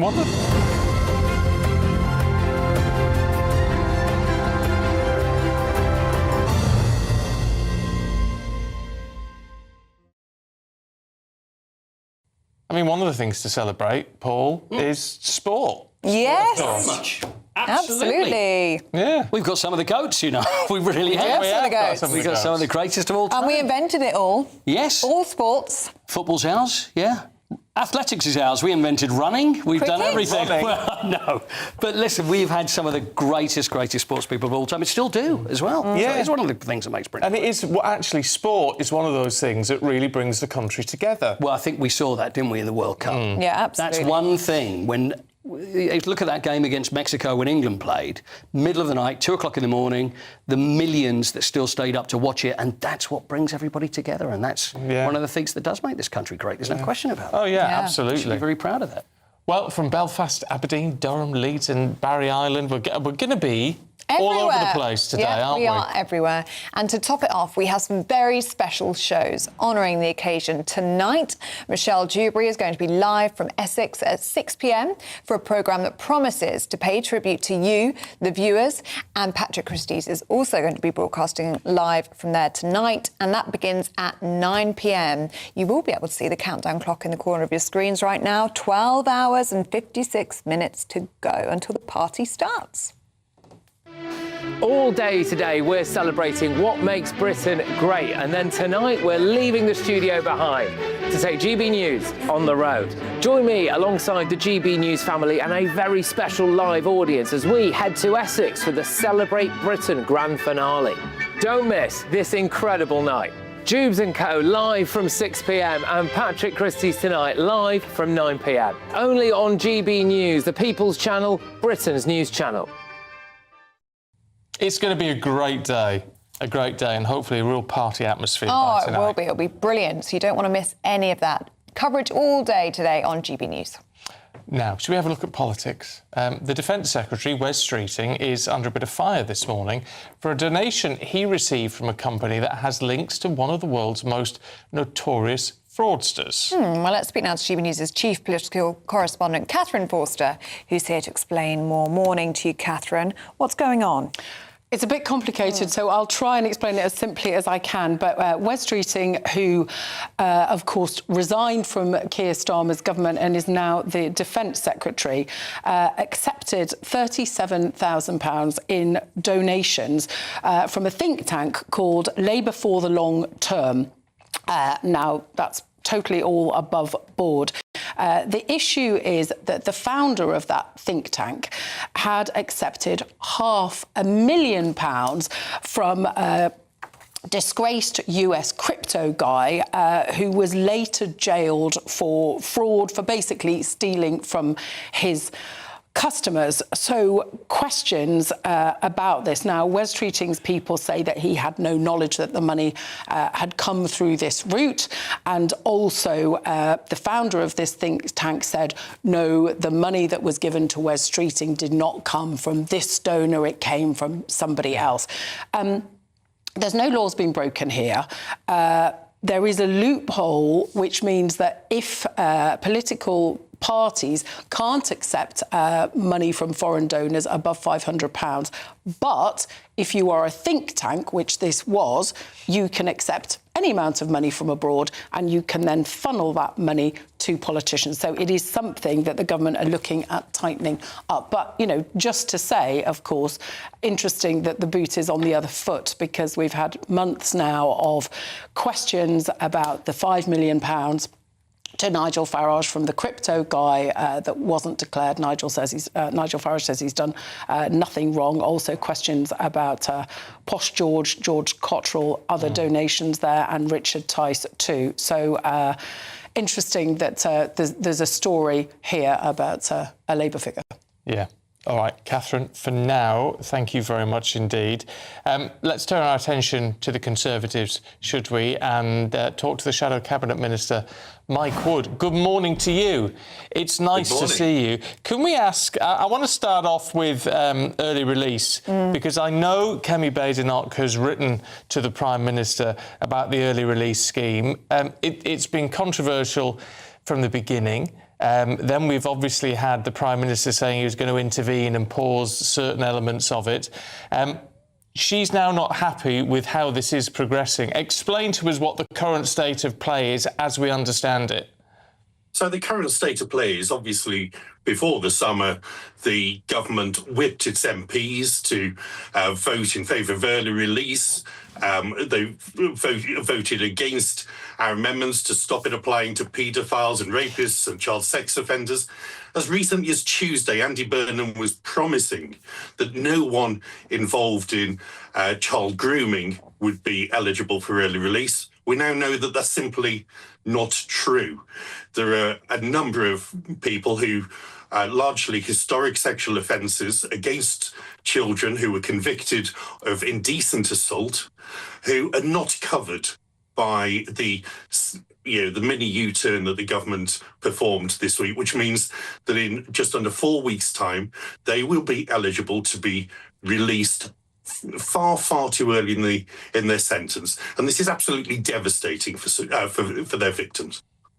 I mean, the government would say that this is in large part down to the inheritance from the Tories that created this prisons crisis in the first place, just creating 500 prison places in the 14 years that you were in power. No, what happened? We didn't create 500 prison places. Obviously, in 2010, we were left a crumbling prison estate, lots of Victorian prisons that really were at the end of their life. And particularly people on the left were demanding that they weren't fit for use anymore. So we built 14,000 prison places. Whereas since what we've found under Labour is there are actually 500 fewer prison places than there were this time last year. So when we're looking at, OK, so where would you find space to keep PC Harper's killers in prison for their full sentence? Well, if we hadn't just lost 500 prison spaces in a year, that would obviously be more than enough. But we can obviously go further. We need to build more prison spaces, and the government's clearly not got a plan for this. They haven't planned or approved a single extra prison since the election. We need to rent prison spaces overseas, as Sweden's been doing, renting 400 prison places in, I think it's Estonia. And of course, we also need to deport the 10,000 foreign national offenders who are in our prisons at the moment. That's about 1 in 8 of prison places is filled by a foreign national offender. We need to get them out of the country, free up the spaces, and that will be more than enough for the capacity we need. I mean, the government says it's created 3,200 new spaces. I mean, that's a gross figure, so we don't know how many places are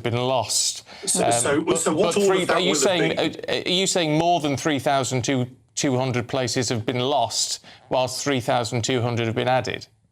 Yeah, so you can see from the statistics published this year that there are just over 500 fewer prison spaces than there were at the same time last year. Of course, they had an increase in prison places just after the election. Those were the prison places that the previous government had planned and approved and built that obviously became available just after the election.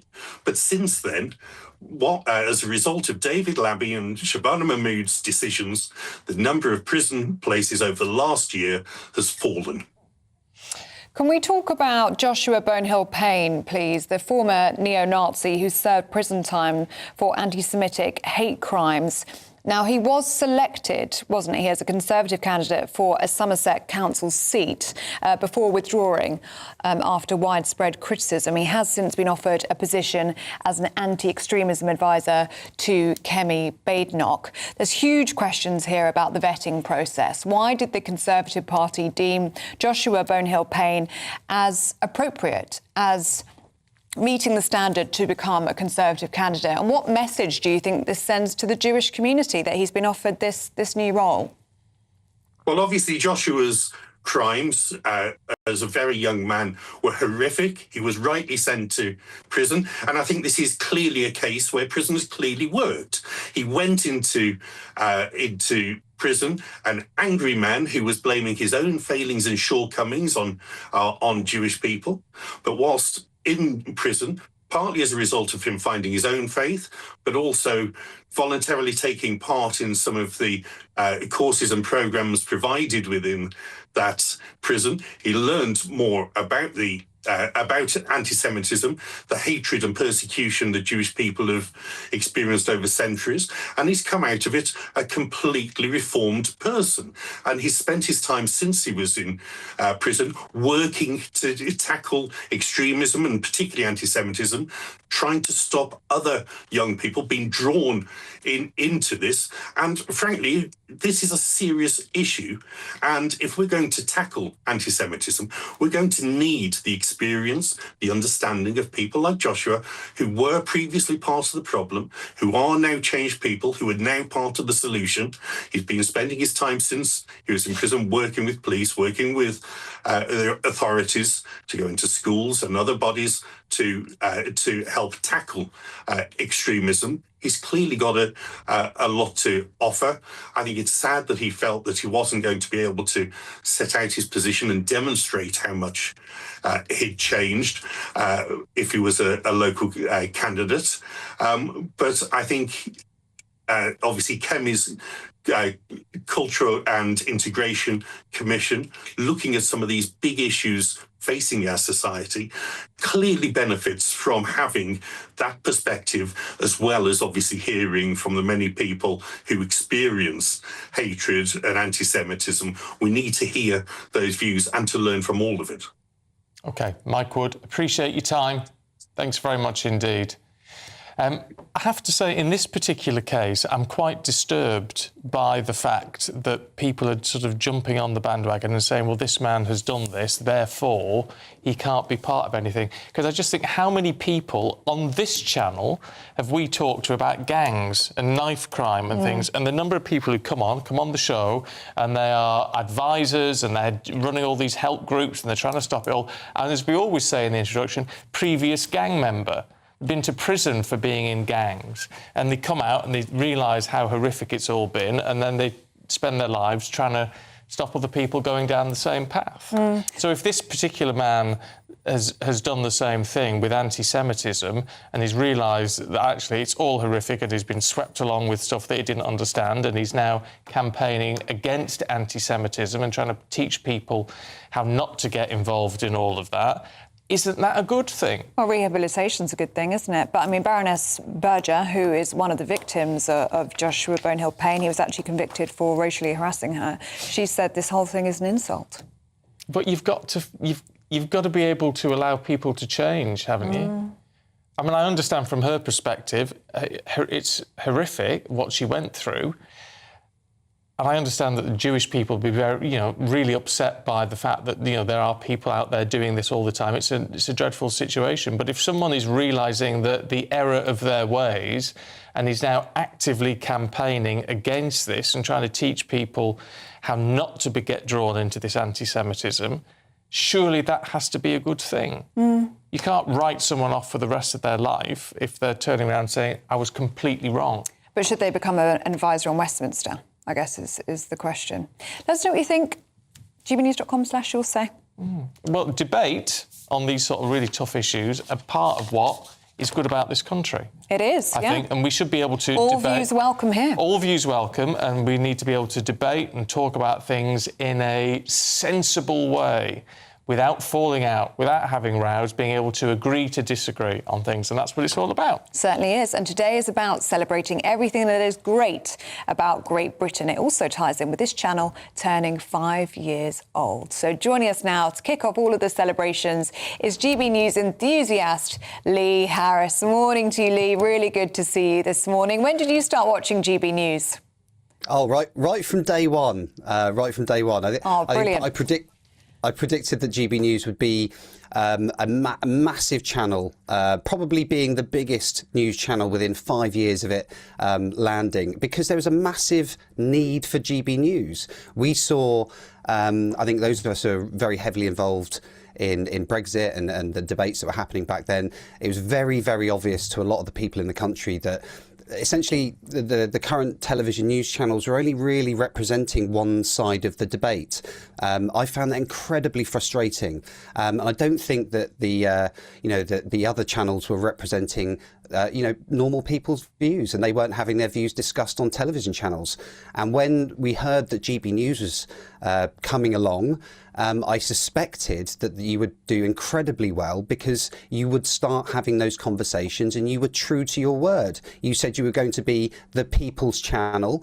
And what's even more staggering, if you'll allow me to say, is how it's impacted me personally.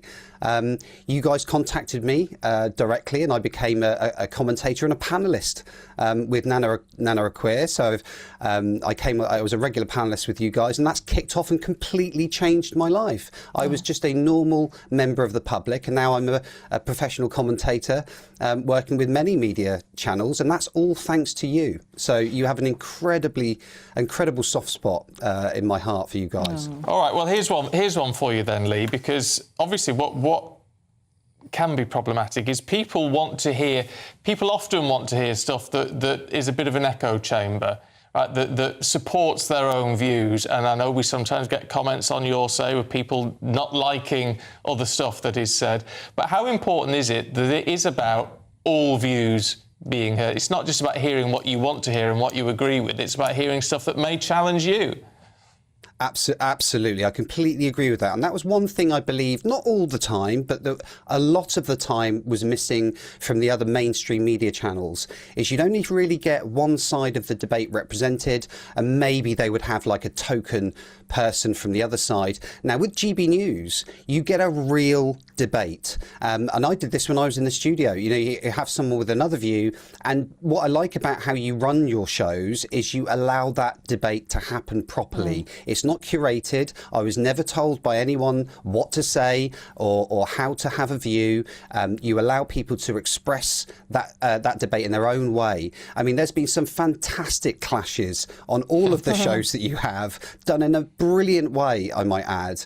And it does, all these people that turn around and say that, you only represent one side of the debates, absolute nonsense. And I have met some of the fantastic, some of my favourite lefties are on GB News. I have a soft spot for a few of them now. I've met them. But no, you can't. I think what GB News has done as well, which is so important, is moved the Overton window. It's helped move that Overton window, because you are prepared to have those debates that the other channels are not. You're prepared to cover the things that people, just normal people, that regular people are talking about. And that was a kind of detachment that I think the general public were having from the other channels. It's why I knew you would do so well. And I think you've been incredibly balanced. I think that you get those debates going. You wouldn't have those good debates if you weren't balancing it out properly. And I just think that they're probably attacking you because they can see that you're doing so well. Oh, well, Lee, thank you so much for your kind words. And thank you for watching us from day one. We really, really appreciate not only watching us, but being part of our programmes as well. Thank you. It's lovely, and thank you. Do you know the one thing which is interesting about working on this channel, despite having worked elsewhere for a very long time, is the number of people who stop us now in the street. Oh, everywhere, yes. And they always say the same thing, which is, thanks for what you do. It's really important what you do. Thank you so much. Which is really, really kind. And to those people I've met, even only this week, thank you for stopping me and saying hello. There's one lady who stopped me, and I looked at her twice because I thought, do I know? She was being so friendly. Do I know you? Yeah. And she said, you always said you like it when people stop you, so I'm just... And it's lovely. Oh, it's lovely. It's a really lovely thing. You know what I always like to hear as well, and you hear it from every single person that stops you. I met a couple in Ireland last week who said they love GB News, and then they said we have it on all day. All day, yeah. So they switch it on at breakfast time, and they don't switch it off again until they go to bed. Yeah, it's true. So it's just on in the house, and that's such a privilege, isn't it, for us? It is. It really is. So thank you very much indeed. Right, anyway, enough waffling on about us. Here's your weather.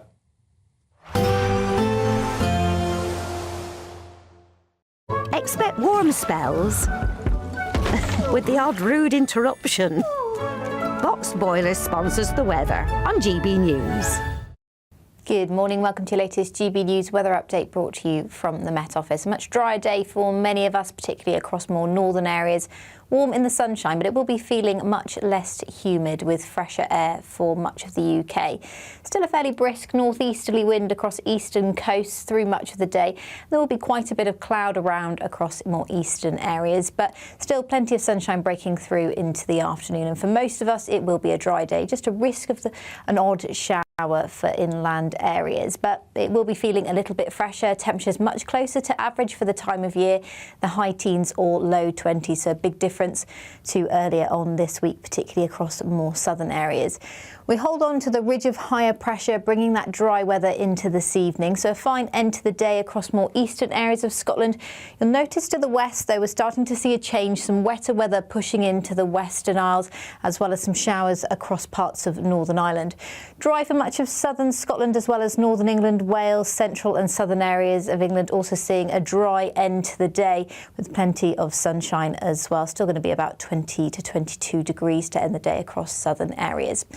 A dry night for many on Thursday night into Friday morning, particularly across more southern areas. But further north, this weather front will become more dominant, bringing some more persistent rain predominantly to northern areas of Scotland. A few showers further south as well. So temperatures in towns and cities, 11 or 12 degrees.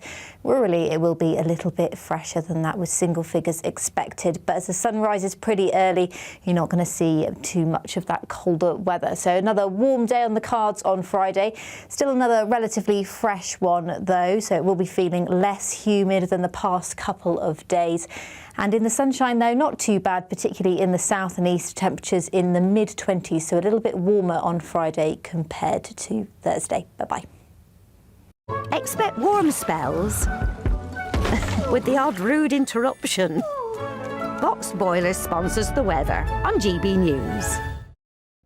Now, do stay with us. Still to come, we are celebrating Britain in all of its glory throughout today. You don't want to miss our very special coverage up and down the country. There are presenters everywhere today, so you might spot one. You might. Out in the wild. Out in the wild, yes. Honestly, it's like a TV show on wildlife, isn't it? Send David Attenborough out to find out. We're out on the road today. First, though, you've heard of a prenup. What about a post-nup? Apparently, they're becoming more popular. We'll tell you why in a moment.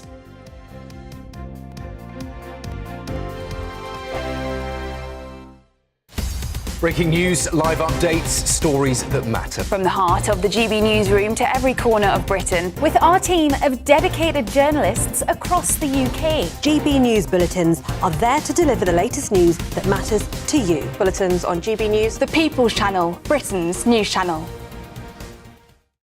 Exciting news. Every Friday, my Patrick Christie's Tonight Show is going to have a twist to it. We're welcoming some special guests. You.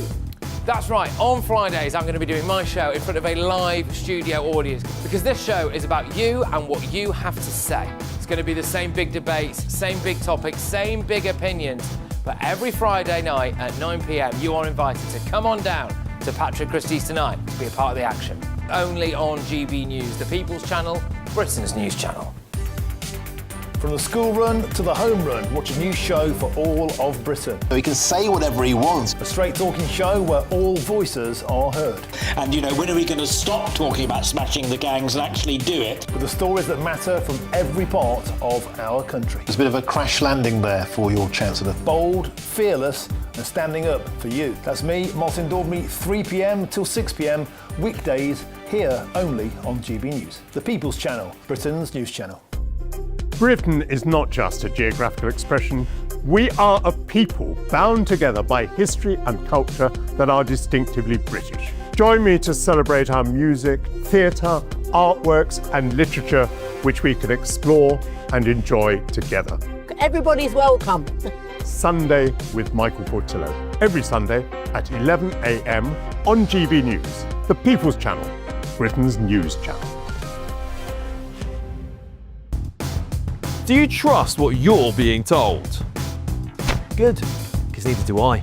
Those are just facts. I'm Alex Armstrong, and on my show, we'll expose the spin. Well, I want to answer that because you didn't let me last time, because you always speak over me. The broken promises. To deny that is denying the truth. And the hypocrisy. Needs to stop. You think we can allow? Politics, policy, parliament. Nothing is off limits. No sugarcoating, no fear of offence, just the truth laid bare. Tune in every Saturday and Sunday at 9 p.m. for Alex Armstrong Tonight, only on GB News, Britain's news channel. I've been in Westminster for a long time, but I know that though power may be here, its effect on people's lives is across the whole of the country. We may be where rules are made, but it's where they're implemented that matters. Join me, Jacob Rees-Mogg, for forthright and frank discussion on where Britain has come from, where it's going, and where it will end up. That's State of the Nation, Monday to Thursday, 8 to 9 o'clock.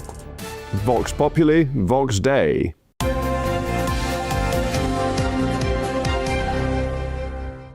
Here we go at 8:27. I'm going to say something I don't agree with now.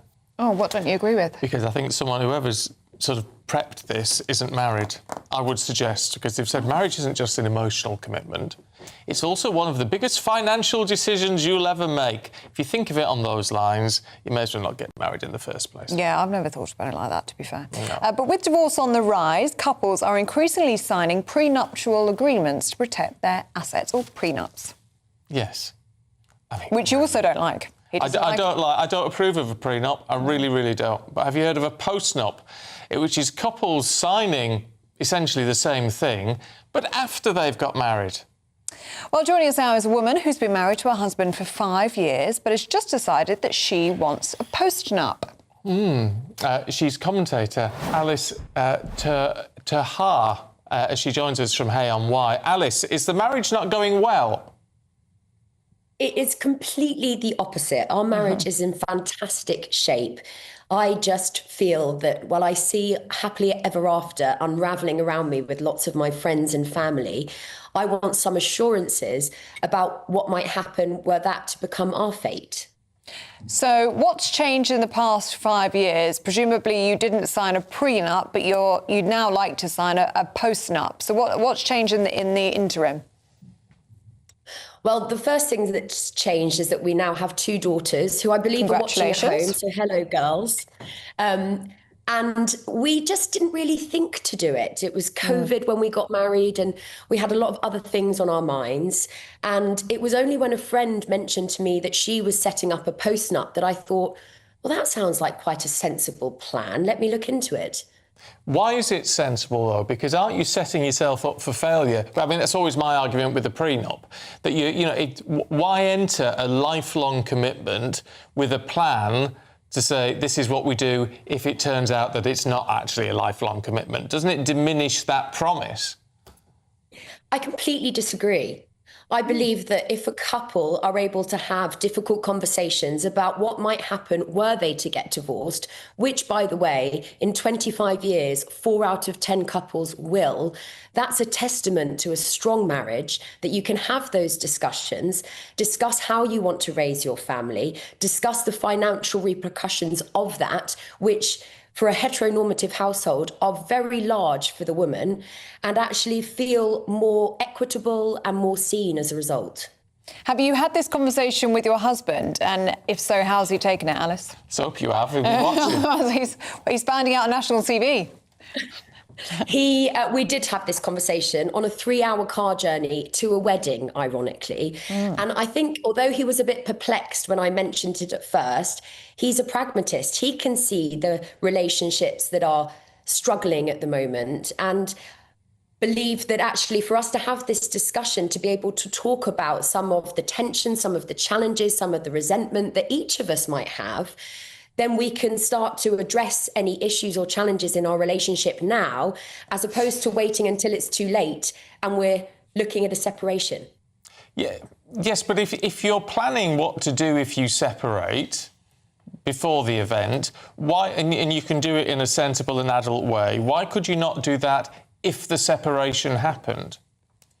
Well, we would hope that we would able to be very humble and able to have this conversation with integrity were that to happen. But the reality is, if you are at the point where you are thinking about separating, you're probably not in the same frame of mind that you are when your marriage is strong and in good shape. And so I'd argue, why start fighting then? Why not have the discussion when everything is still on good terms and hopefully prevent you from ever getting to that point in the future? By us having this discussion, we can then make certain decisions in our relationship now that promote the happiness of our marriage long term. Do you think this is going to be a growing trend, these post-nups? It's probably above my pay grade to say so. I think that any sensible couple would be having a discussion, like two adults, about what might happen if things didn't end the way that they planned to. I disagree that that's not romantic. I believe that it's just sensible, pragmatic. All right, on that, Alice, we will have to disagree, I'm afraid. But, I mean, look, best of luck to you with all of that. And so let's hope you never need it. Yes. Indeed, very much so. Thank you for having me. Thanks, Alice. Fascinating to talk to you. Thank you very much. I can't... You can't get on board with it, neither can I. If my husband asked for a post-up now, I'd be very alarmed. Yes. Yeah. I wouldn't like that. My husband did say to me, would you want a prenup before we got married? Oh, did he? See, that's nice. Because I had more assets. And I said no, because I'm not going into this. It just doesn't working feel on romantic, yeah. and it's just, and you know, I know it's an old phrase, but with all my worldly goods I thee endow. And that is the bottom line. What's mine is, well, what was mine is now ours. You are not a fan of the idea of a post-nup. I think that's fair to say. Yeah. Will says a post-nuptial agreement, because nothing says I love you forever, quite like, but just in case, here's a detailed breakdown of who gets the coffee machine. Yes. That's Sue, very good. Yes, very good. Sue says, Tosh, if you love someone, you don't need a prenup. Love should be unconditional. If you don't feel that way, don't get married. That's what I think. But, you know, each to their own. And if it works for them, I mean, what I thought was interesting from what Alice was saying is that somehow she thinks it helps keeps them together because they've had the discussion. Difficult conversation, yeah. Which is fine. If that works for you as a couple, that's absolutely fine. You know, you've got to do what works for you at the end of the day. And a final one from Matt, who says, I don't like a post-nup. I think it's setting the marriage up for failure. But I can also see how it might help with the finances in a divorce. And it probably would. Yeah. But I just can't envisage that. Yeah. Or speak, for that matter. Anyway, let us know what you think. Keep those views coming in. gbnews.com/you'll say. In the meantime... Yeah, you might want to write this into your pre or post-nup. Yes, very good point. The Great British Giveaway, 60 grand in tax-free cash and a real gold bar worth over £5,000. Here are all of the details that you need. Welcome to Orla Santi by Domes Resorts, where we're celebrating a golden summer. And you could be enjoying a golden year with an incredible £60,000 to be won. That's tax-free cash that you'll get to spend on anything you like. What would you do with it?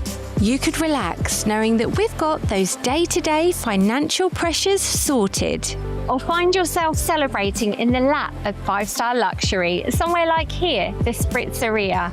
Plus, we'll give you a fine gold bullion bar worth over £5,000 that you can keep or gift to a loved one. Don't miss your chance to win over £65,000 worth of prizes. For a chance to win £60,000 in tax-free cash and a real gold bar, text GOLD to 63225. One entry costs £2.50 plus one standard network rate message. Or text BONUS to 63225. 5 entries cost £5 plus one standard network rate message. Go to gbnews.com/win. Entries start at £2.50. Call 0903 686 3232. Calls cost £2.50 plus your network access charge. Or post your name and number to GB22 PO Box Box 8690, Derby DE1 9TT. UK only. Entrance must be 18 or over. Lines close at 4 p.m. on the 21st of August. This is a network giveaway. Entries will be pooled. Please check the closing time if listening or watching on demand. Good luck. Yes, good luck. Now, if you're travelling to work this morning, there is no school at the moment, is there? No. Here's your traffic and travel update.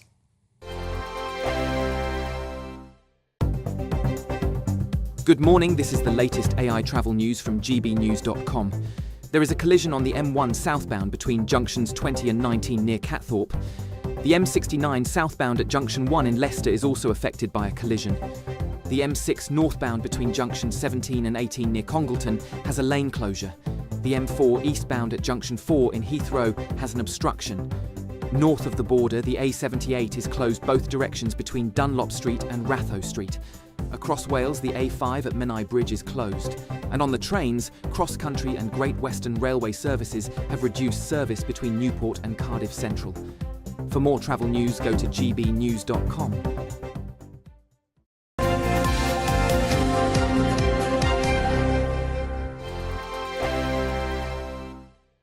At GB News, we love to hear from you, our loyal community.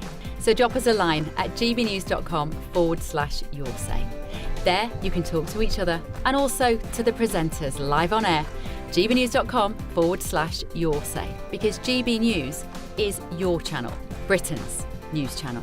Bold. They are under no illusion. Ray. Are you a human trafficker? Boundless. I've had enough of the nonsense, and I'm not afraid to say it. Don't get this on the BBC. Every weeknight, I tear through the headlines. The smell of gasoline. Should we be worried about it? From Westminster madness to cultural war chaos. What I'm going to do now is they are throwing things up the car as we speak. Get ready, Britain. Here we go. Patrick Christie's tonight, weeknights from 9 p.m. only on GB News, Britain's news channel.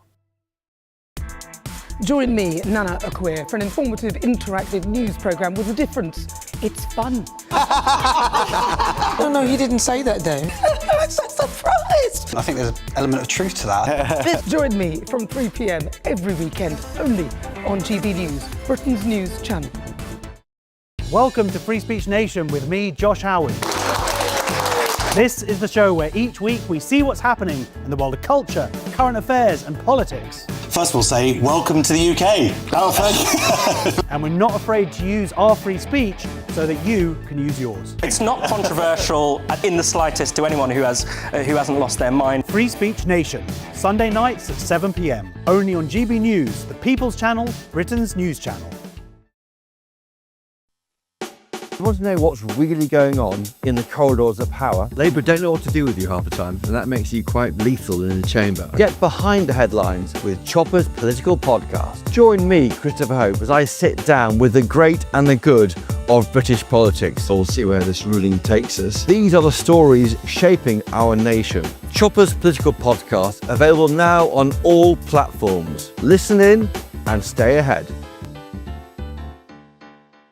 As soon as it hits 11 and the headlines come in, the Late Edition brings you the breaking news from all the front pages. Because the news is going to happen. So get a head start today. Patrick Christie's tonight, Late Edition. Alex Armstrong tonight, Late Edition. From 11 o'clock every night. Only on GB News, the People's Channel, Britain's news channel.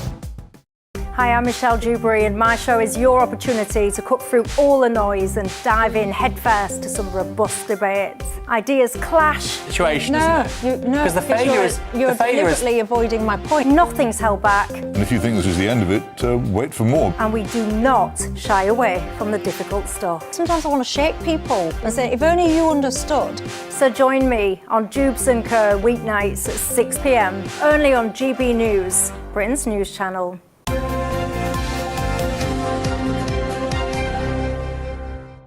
Welcome back, it's sports time. Paul Coates here with us. Morning. Where's your Celebrate Britain tie?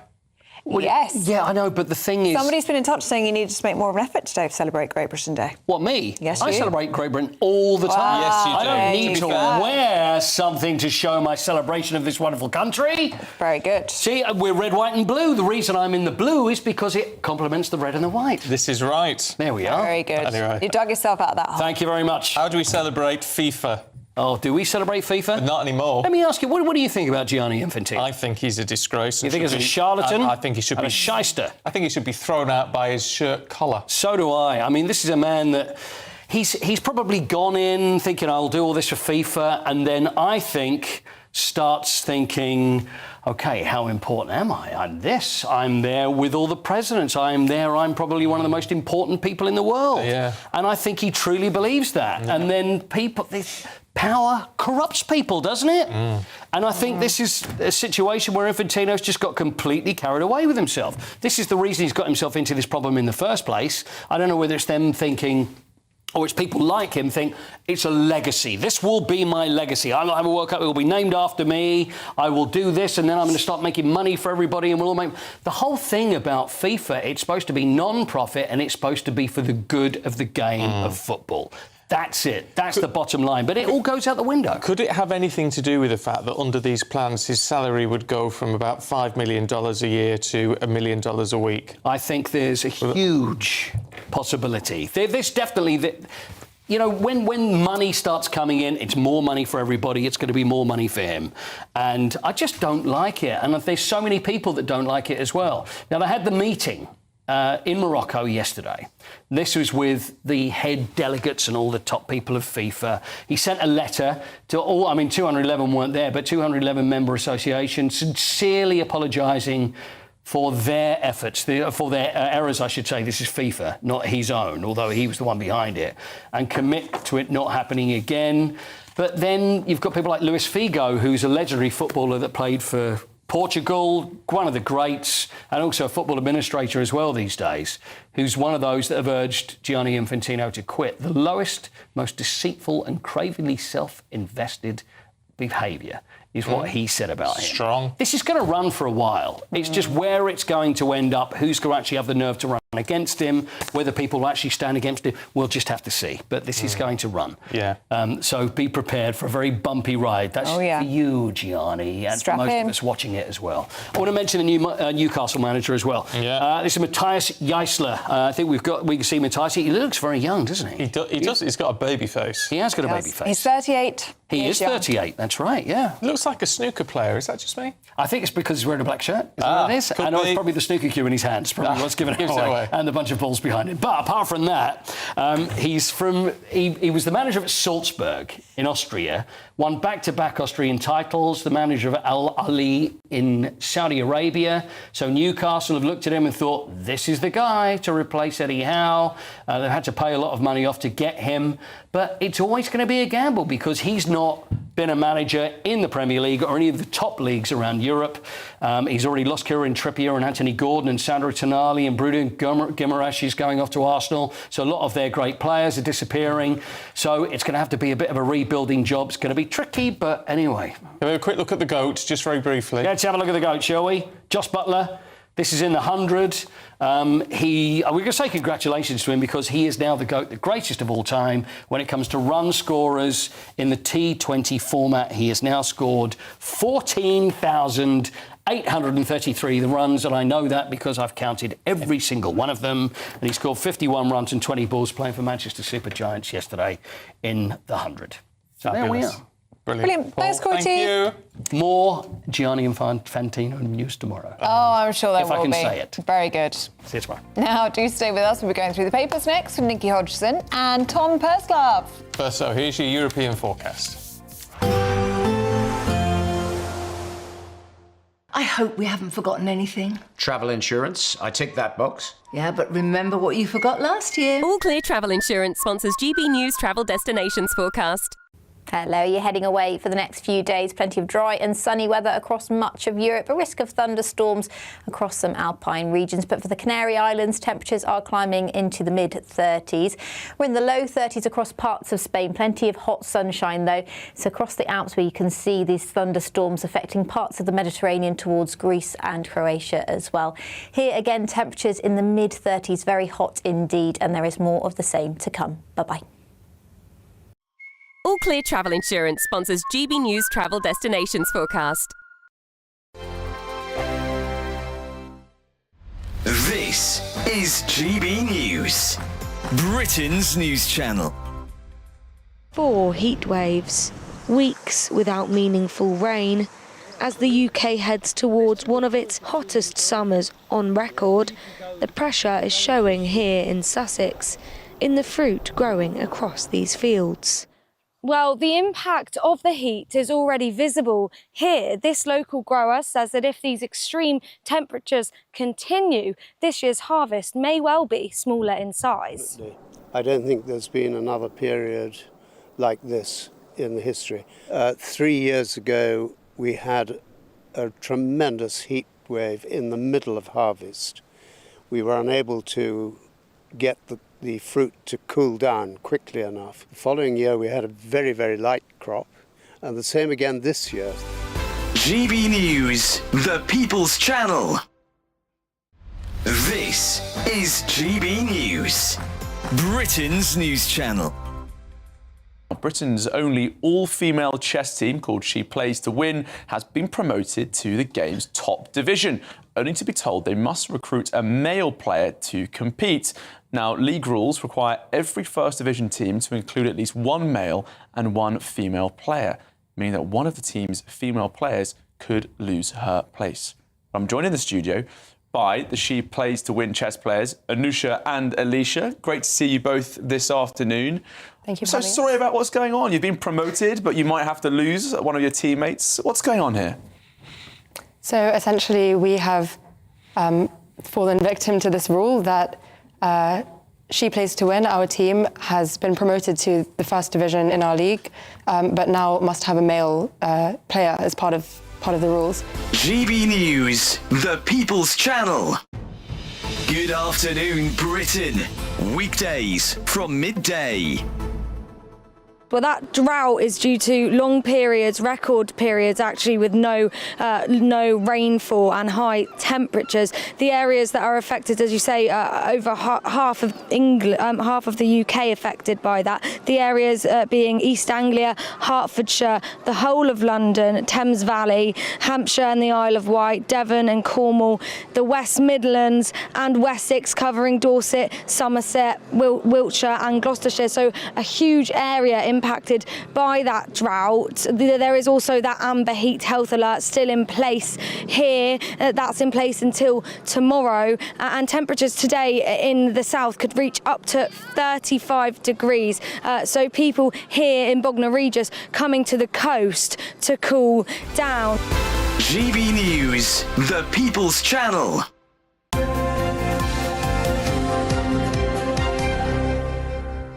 Time for the papers at 8:48 with Nikki Hodgson and Tom Pursglove. Good morning. Tom, let's start with the Telegraph, where there is apparently an instruction manual on how to cross the channel for illegal migrants. Oh, surprise, surprise, eh? I mean, this is sophisticated criminality who sell a vision in order to get people to make those journeys to northern France to try and get to the UK. And it just speaks to why it's so critical that we have a robust posture on this, that you are detained and removed if you come illegally, because then all of those materials become completely irrelevant. They can't market this vision any longer, because the inevitable conclusion of making the journey means that you're not going to get asylum in the UK and that you're going to be removed. Well, yeah. And it shows what we're up against here in terms of the sophistication and the organisation that sits behind it, and just how lucrative it is for these gangs that are responsible. And it's upsettingly exploitative as well, isn't it? It's not like a charity's gone in and said, this is what you do to try and stay alive in the water, right? I don't know if I get it as exploitative in that way. I know this might sound really controversial. Yeah. And I know the gang, they're not good people. I'm not saying that. But there is a demand, and these people are paying thousands upon thousands of pounds to do this. Well, and I guess it's in their interest, their business. If people keep dying, eventually they think, oh, we won't have any more customers because the passage isn't safe to do, right? Is that their logic about why they're doing it? But in large part, it's because they're overfilling these mega dinghies, aren't they? They're putting 150 souls. Well, that's what I'm trying to say. It's not running ethical businesses. No. Oh, it's not an ethical business, but I always think the idea that we target the smugglers rather than target the people who are using them seems really odd to me. I mean, it doesn't to me, because I just think if people think they're in a terrible situation, they will do whatever they can to get out. And you would probably do it too. I would do it too if I had my daughter and I thought we lived in a despotic regime and she had no future. Of course I would. Would you put her on a boat? I don't know, Ellie. Like, who knows how far you would go if you felt pushed for your future. This is it. But this is the issue as well. You know, the government strategy has been very focused on just targeting the gangs with disruption tactics. That will only get you so far, because there will continue to be a market of people. Yeah, you've got masses of people, unlimited numbers of people who want to come, and they become more audacious in terms of where they try to cross from. You've got people willing to get on bigger and bigger boats, so the safety and risk profile of this is increasing all the time, and there's just no end in sight to it, and that's why you need that inevitable conclusion. If you come here, you're simply not staying. You're either going back home to your country of origin, or you are going to be removed to a third country like Rwanda. Nikki, we were hoping to talk to Yvette Cooper about this story, who was booked to speak to us on GB News this morning until she cancelled just before midnight last night. Anyway, she would have been trying to talk to us about these mental health centres, these drop-in mental health centres to open in banks and libraries. So you tell us about it, because she wasn't here to... I will, and it's a shame she cancelled, because it's a good news story for the government about mental health, so I don't know what that was about. So this is the pledge from the government to open 100 high street mental health centres, some of which will be in libraries and banks, for people to walk straight in if they're struggling with their mental health or in crisis. I want to think it's a great idea, and my instinct is it's great to try some kind of radical reform, because we need it. But I don't know how it's going to work practically, because if you've got a bunch of people in crisis walking into centres, what happens afterwards? We're quite good at treating people if people are in crisis and they go to A&E, they will get seen. It's not the best environment, but you will get help. What happens afterwards is the problem. It's the ongoing support. It's the time it takes for a referral to community mental health teams. It's their budgets to support you going forward. The problem is what happens after the crisis, as much as, serving people at the point of crisis. So I'm just a bit cynical about, well, have you designed all the rest of it as well? But I like the fact that Andy Burnham this really matters to us and we have to tackle it now. I'm all for that. Yeah, do you think there's any aftercare for... I hadn't thought of that. Yeah. But it's a really, really valid point. It's one thing to be seen, but you need actually... You need to keep being seen. You need a 12-month, 48-month plan. It's what I call grip. It's about having grip. How does the system as a whole interact with those people? So if this just acts as a siloed service, that's no use to anybody. Because it's also, how does that link into, for example, welfare? Because the problem we've got at the moment is far too many people with lower level anxiety and depression are rolling onto the benefits system, where I would argue that work is an important part of helping many of those people to get better. And the award within the benefit system should be treatment, in order to get people into a much better place with much better mental health, able to support themselves and their family. And one of the things I often think and reflect on is that if the health service was responsible for paying the welfare bill that those patients who are not getting treated are requiring, whether we would see much better outcomes within the system as a whole. It's getting all of government to work and join that way. Things will be dealt with much more quickly. We're very nearly out of time. Just in 30 seconds, Tom, tell us about the new job that you've got that's going to be announced this year. Well, I thought it was you that was going for it. I'll fight you for that one. No, look, wouldn't it be great to have a new James Bond? I love the series, hope it's got a future.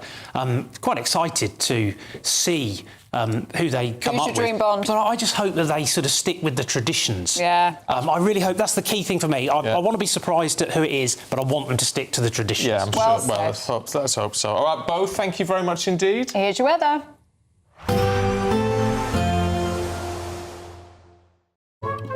Today's outlook: cool, calm and completely horizontal. Boxed Aircon sponsors the weather on GB News. Good morning, welcome to your latest GB News weather update, brought to you from the Met Office. A much drier day for many of us, particularly across more northern areas. Warm in the sunshine, but it will be feeling much less humid with fresher air for much of the UK. Still a fairly brisk northeasterly wind across eastern coasts through much of the day. There will be quite a bit of cloud around across more eastern areas, but still plenty of sunshine breaking through into the afternoon. And for most of us, it will be a dry day, just a risk of an odd shower for inland areas. areas, but it will be feeling a little bit fresher. Temperatures much closer to average for the time of year, the high teens or low 20s, so a big difference to earlier on this week, particularly across more southern areas. We hold on to the ridge of higher pressure, bringing that dry weather into this evening. So a fine end to the day across more eastern areas of Scotland. You'll notice to the west, though, we're starting to see a change, some wetter weather pushing into the Western Isles, as well as some showers across parts of Northern Ireland. Dry for much of southern Scotland, as well as northern England, Wales, central and southern areas of England, also seeing a dry end to the day with plenty of sunshine as well. Still going to be about 20 to 22 degrees to end the day across southern areas.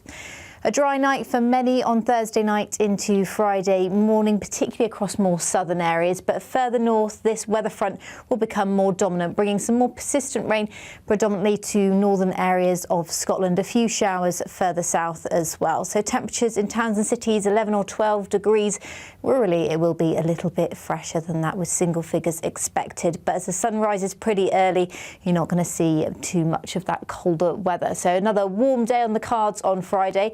Still another relatively fresh one, though, so it will be feeling less humid than the past couple of days.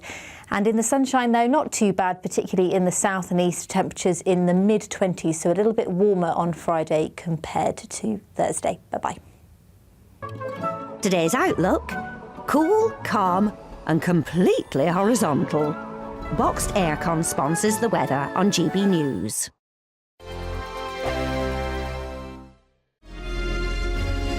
Thank you, Britain, for the thousands of you who are becoming friends of GB News each and every week.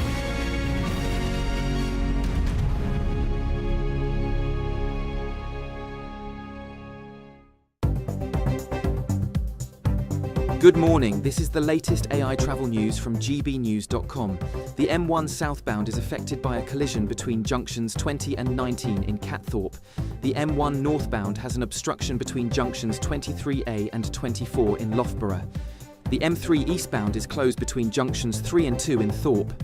In Scotland, the M77 northbound has 2 lanes restricted between junctions 2 and 3. Across Wales, the A5 at Menai Bridge is closed. And on the trains, cross-country and Great Western Railway services are reduced between Newport and Cardiff Central, with disruption between Taunton and Bristol Temple Meads. For more travel news, go to gbnews.com.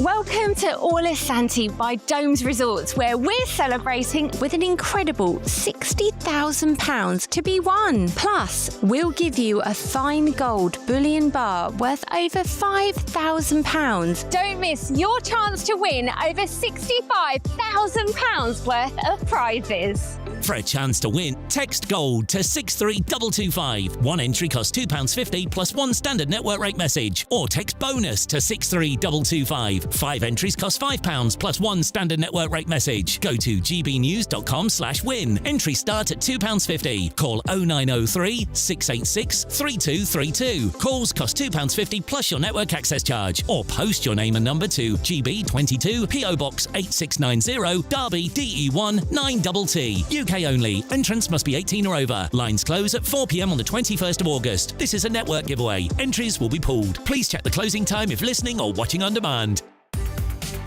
From the school run to the home run, watch a new show for all of Britain. He can say whatever he wants. A straight talking show where all voices are heard.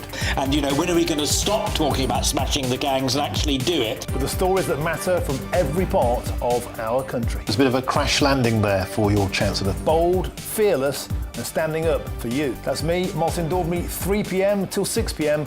weekdays, here only on GB News. The People's Channel, Britain's news channel. Bold. They are under no illusion. Ray. Are you a human trafficker? Boundless. I've had enough of the nonsense, and I'm not afraid to say it. Don't get us on the BBC. Every weeknight, I tear through the headlines. The smell of gasoline. Should we be worried about it? From Westminster madness to cultural war chaos. What I'm going to do now is they are throwing things out the car as we speak. Get ready, Britain. Here we go. Patrick Christie tonight, weeknights from 9 p.m. only on GB News, Britain's news channel.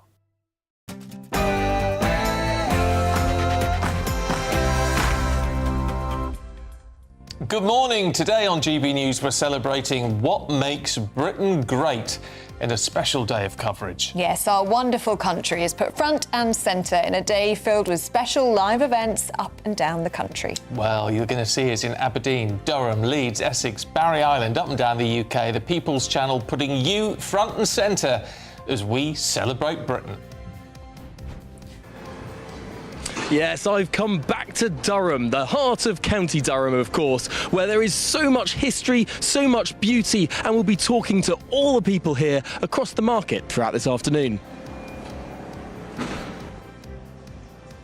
Yes, I'm here in Leeds at the world-famous Kirkgate Markets. I'm shortly going to be speaking to Dave Ramsden, who is a fourth-generation fishmonger. Yes, Simon, Belfast, the heart of the industrial part here was the River Lagan, and so far we're out on a boat, and today we'll be celebrating Irish, UK and British culture in the Fleadh. Elsewhere today, Reform UK's Home Affairs spokesperson Zia Youssef is promising a major immigration announcement in a speech later this morning. Yes, 2 immigration announcements from Reform this week. The other day, they said they would turn back the boats to France trying to cross the Channel illegally. Today, we expect them to say that they will jail bosses who employ illegal workers. I'll bring you more details shortly. Good morning. A dry day to come for more northern areas. Feeling a little bit fresher too, but still warm in any sunshine. I'll have all the details for you a little later on. It's just gone 9 o'clock. I'm Stephen Dixon. I'm Ellie Costello, and this is GB News Breakfast.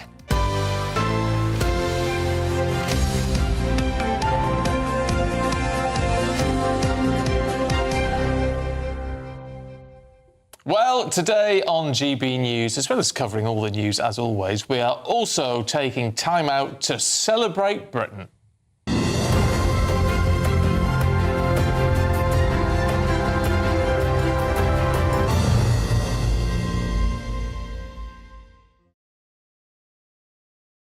That is right. We're going to be up and down the country representing you, the great British people. We're going to be in Belfast, Aberdeen, Durham, Leeds, Essex and Barry Island. And to top it off, we've got some very special shows honouring things tonight. Michelle Dewberry is going to be live in Essex from 6 o'clock. That is for a very special programme paying tribute to you, our viewers and listeners. And Patrick will be live from there as well from 9. And the count. All day today, we're celebrating what makes Britain great. And then tonight, we're leaving the studio behind to take GB News on the road. Join me alongside the GB News family and a very special live audience as we head to Essex for the Celebrate Britain grand finale. Don't miss this incredible night. Jubes & Co. live from 6 p.m. and Patrick Christie's Tonight live from 9 p.m. Only on GB News, the People's Channel, Britain's news channel. Well, joining us now to kick off the celebrations is GB News presenter Tom Harwood, who's headed back to Durham. Morning to you, Tom. Good morning. Yes, I'm back here in my old stomping ground. I first came here 11 years ago. So let's have a look around the market and see who we can find perhaps to speak to. Oh, leader of Durham Council and, of course, a familiar face to everyone on GB News. Darren, how are you doing this morning? Very good, Tom. Very good. It's nice to see you back in your old stomping ground. Absolutely. Well, of course, we're here, not just in Durham, but across the country today, celebrating everything that it is to be British, but also, coincidentally, celebrating 5 years of GB News. What sort of difference do you think GB News has made? Oh, absolutely transformational to the media landscape as far as actually giving a voice to people. 500,000 people live in Durham.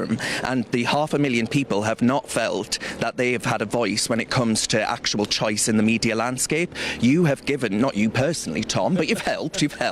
But the GB News has given people that genuine choice to hear their own views and voice, dare I say, reflected on the media. How important is it for TV channels to sort of get outside of the biggest metropolitan centres of the country and actually come to places that perhaps don't have the centre of, I don't know, the big skyscrapers and the hearts of Manchester and London and all the rest of it? It's really important. I mean, the BBC tried it in Manchester, but all they did was transport the BBC from London to Manchester in the same bubble, right? You don't live in that same ecosystem. GB News is outside of that, out and about today in the country, but out and about every day too, hearing from people, whether it just be down the line, to actually represent views and opinions that don't get represented anywhere else.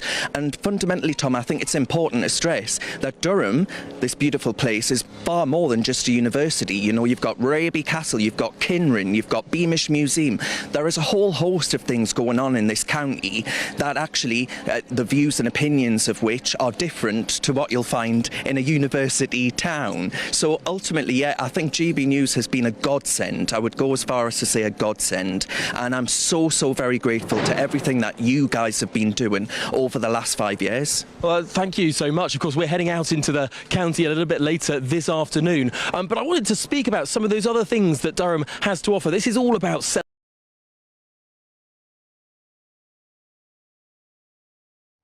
All right, apologies, that's just frozen, hasn't it? But not to worry, we got the gist of everything that was going on there, and there's much more from Tom throughout the course of the day. Let's talk to our Northern Ireland reporter, Doogie Beattie, who's in Belfast on a boat, heading somewhere, Doogie. Oh yes, Stephen and Ellie, I love my job at really promoting our patch of Ireland, Northern Ireland, this part of the UK. It has been steeped in history through the years. We're going up the Lagan, you can just see the old industrial part behind us. You can actually see coming into Belfast with the Titanic and all this. And one of the men that has really helped me through these last 5 years is Peter Laverty. Peter, I mean, what difference do you see in 5 years in Belfast? It's just unbelievable, the amount of tourists, especially the cruise ships. And I think this year up to 165 cruise ships, and every year it's growing and growing. So it's getting better, and that's why the Belfast Harbour are building a brand new terminal for the cruises that come into Northern Ireland. So they must see the future in tourism also. And of course you had a royal visit here. The King and Queen came to your distillery. They came here about 4 weeks ago, Doogie. It was unbelievable to have the King of England and the Queen in the distillery. And what an advancement was for us. It was an amazing day for us all. Well, if you could just follow me and we walk in here, we will have an Irish, traditional Irish band and Irish dancers for us. So this is the Brady family, and if we could just go over and speak with Kieran. Kieran, you are the main man of this. Tell us, what is this instrument you have? This is the Ellen pipes. These are the Irish version of the pipes. So, yeah, I use my 2 elbows, all hands, all fingers and things going, so it's a bit of fun. Well, let's see and hear them and hear a little bit of Irish culture in the UK. Take it away, please.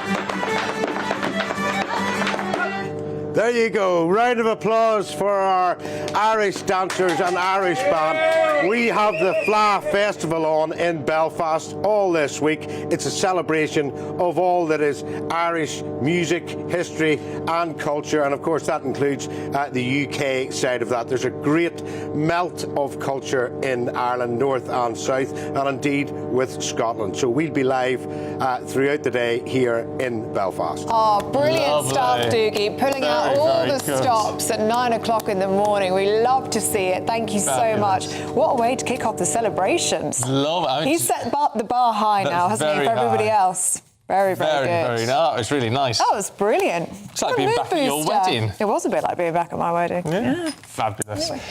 Right, if you're feeling high off the back of that one, why not? You could feel even better if you won £60,000 in tax-free cash and a real gold bar worth more than £5 grand. You've got the chance.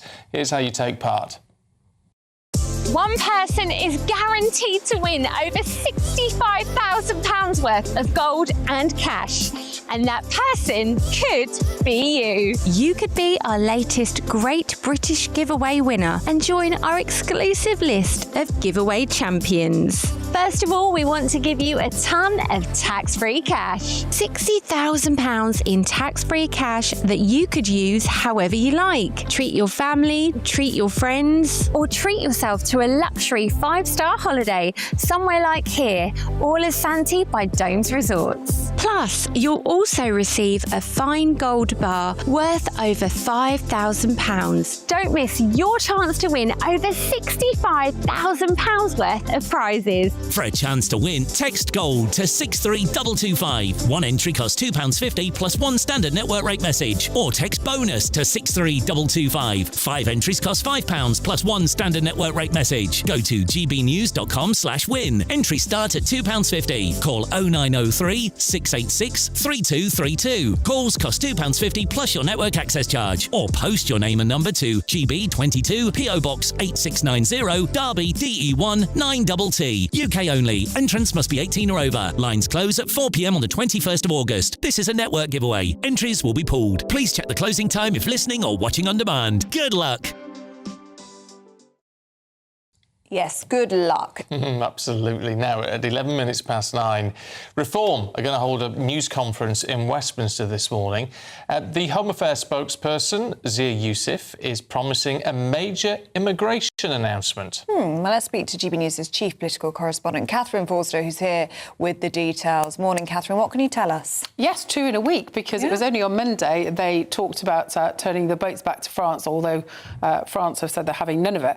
But today we will hear from Zia Youssef, and what we are expecting is that he will say, if Reform forms the next government, they will legislate to make CEOs, directors of companies who employ illegal workers, go to jail. And also fine these companies up to 10% of their global revenue, which could be huge amounts of money. We're talking about very big companies like Deliveroo. And their argument is that these companies, these bosses will be criminally liable, even if they had no idea of what was going on. And they are also going to set up this, what they're calling a Turkish barber's tip line, where members of the public can get on the phone and report businesses that they feel are suspicious. So, I mean, the government would say that they are already legislating that all employers have got to carry out checks to make sure that people are working legally, that they can also fine bosses employing illegal workers. They can also, in fact, put bosses in jail for up to 5 years. I think it's something that will be very appealing to people. People will think this sounds great. But in reality, first of all, is a question about resources, and also when do bosses of big companies actually go to jail? It didn't happen with cladding. It didn't happen with the financial crisis. It hasn't happened with a post office scandal. So I think it will sound very appealing, but how practical it is, well, we may find out. You see, the problem with all of this is that it's like all these things that should be happening anyway. Right to work is not difficult to check, so people should be doing it anyway. Things like your Turkish barbers, I mean, if you've got... People must know, borough councils and city councils must know if there are Turkish barbers operating, you know, the ones who are, and therefore it should be fairly easy to check if they're operating legally or illegally. I mean, it's not difficult. I mean, they've got the signs up, people are walking in. Yes, and we keep hearing these investigations where they uncover these shops and it's all very dodgy, you know, and then a few weeks later, they're back up and running. I think there's a real question about the resources that are available to crack down. And yes, the government are saying that they've got the capacity to do this, that and the other. But are they? Because we've all been on high streets where we see shops and things. How are you actually legitimately making money? OK, Catherine, thank you very much. You'll keep us updated throughout the day here on GB News. Still to come. We are continuing to celebrate Britain on this very special day of coverage, and part of what we're doing is heading up to Leeds, where Miriam is standing by. Yes, I'm here in Leeds, surrounded by fish. There's something very unique about the fish trade here in the world-famous Kirkgate markets in Leeds. Find out after the break. Britain deserves a newsroom that puts the facts and your voice first. Well, and that's what you get on GB News. Lively debates, lively conversation. And we're not afraid to hold power to account. And each other. So join me, Andrew Pierce. And me, Miriam Cates, for Britain's Newsroom, weekdays from 9:30 on GB News. Bold. They are under no illusion. Ray, are you a human trafficker? Boundless. I've had enough of the nonsense, and I'm not afraid to say it. Don't get us on the BBC. Every weeknight, I tear through the headlines. The smell of gasoline. Should we be worried about it? From Westminster madness to cultural war chaos. What I'm going to do now is they are throwing things out the car as we speak. Get ready, Britain. Here we go. Patrick Christie tonight, weeknights from 9 p.m. only on GB News, Britain's news channel. Hi, I'm Michelle Dewberry, and my show is your opportunity to cut through all the noise and dive in headfirst to some robust debates. Ideas clash. Situation, isn't it? No, because the failure is you're deliberately avoiding my point. Nothing's held back, And if you think this is the end of it, wait for more. and we do not shy away from the difficult stuff. Sometimes I want to shake people and say, if only you understood. So join me on Jubes & Co. weeknights at 6 p.m. only on GB News, Britain's news channel. From the school run to the home run, watch a new show for all of Britain. He can say whatever he wants. A straight talking show where all voices are heard. And, you know, when are we going to stop talking about smashing the gangs and actually do it? With the stories that matter from every part of our country. There's a bit of a crash landing there for your Chancellor. Bold, fearless and standing up for you. That's me, Martin Dawdney, 3 p.m. till 6 p.m. weekdays here only on GB News. The People's Channel, Britain's news channel. Welcome to Free Speech Nation with me, Josh Howard. This is the show where each week we see what's happening in the world of culture, current affairs and politics. First we'll say, welcome to the UK. Oh, thank you. And we're not afraid to use our free speech so that you can use yours. It's not controversial in the slightest to anyone who hasn't lost their mind. Free Speech Nation, Sunday nights at 7 p.m. only on GB News, the People's Channel, Britain's news channel.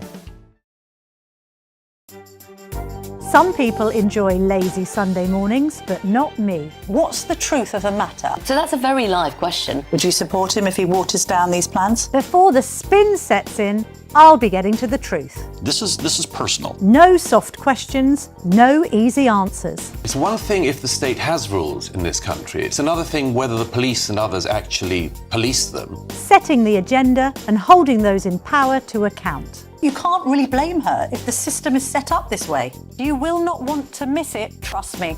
The Camilla Tominey Show, Sundays from 9:30, only on GB News. To all of you who voted for GB News to win at the Trick Awards for the 4th year in a row. The winner is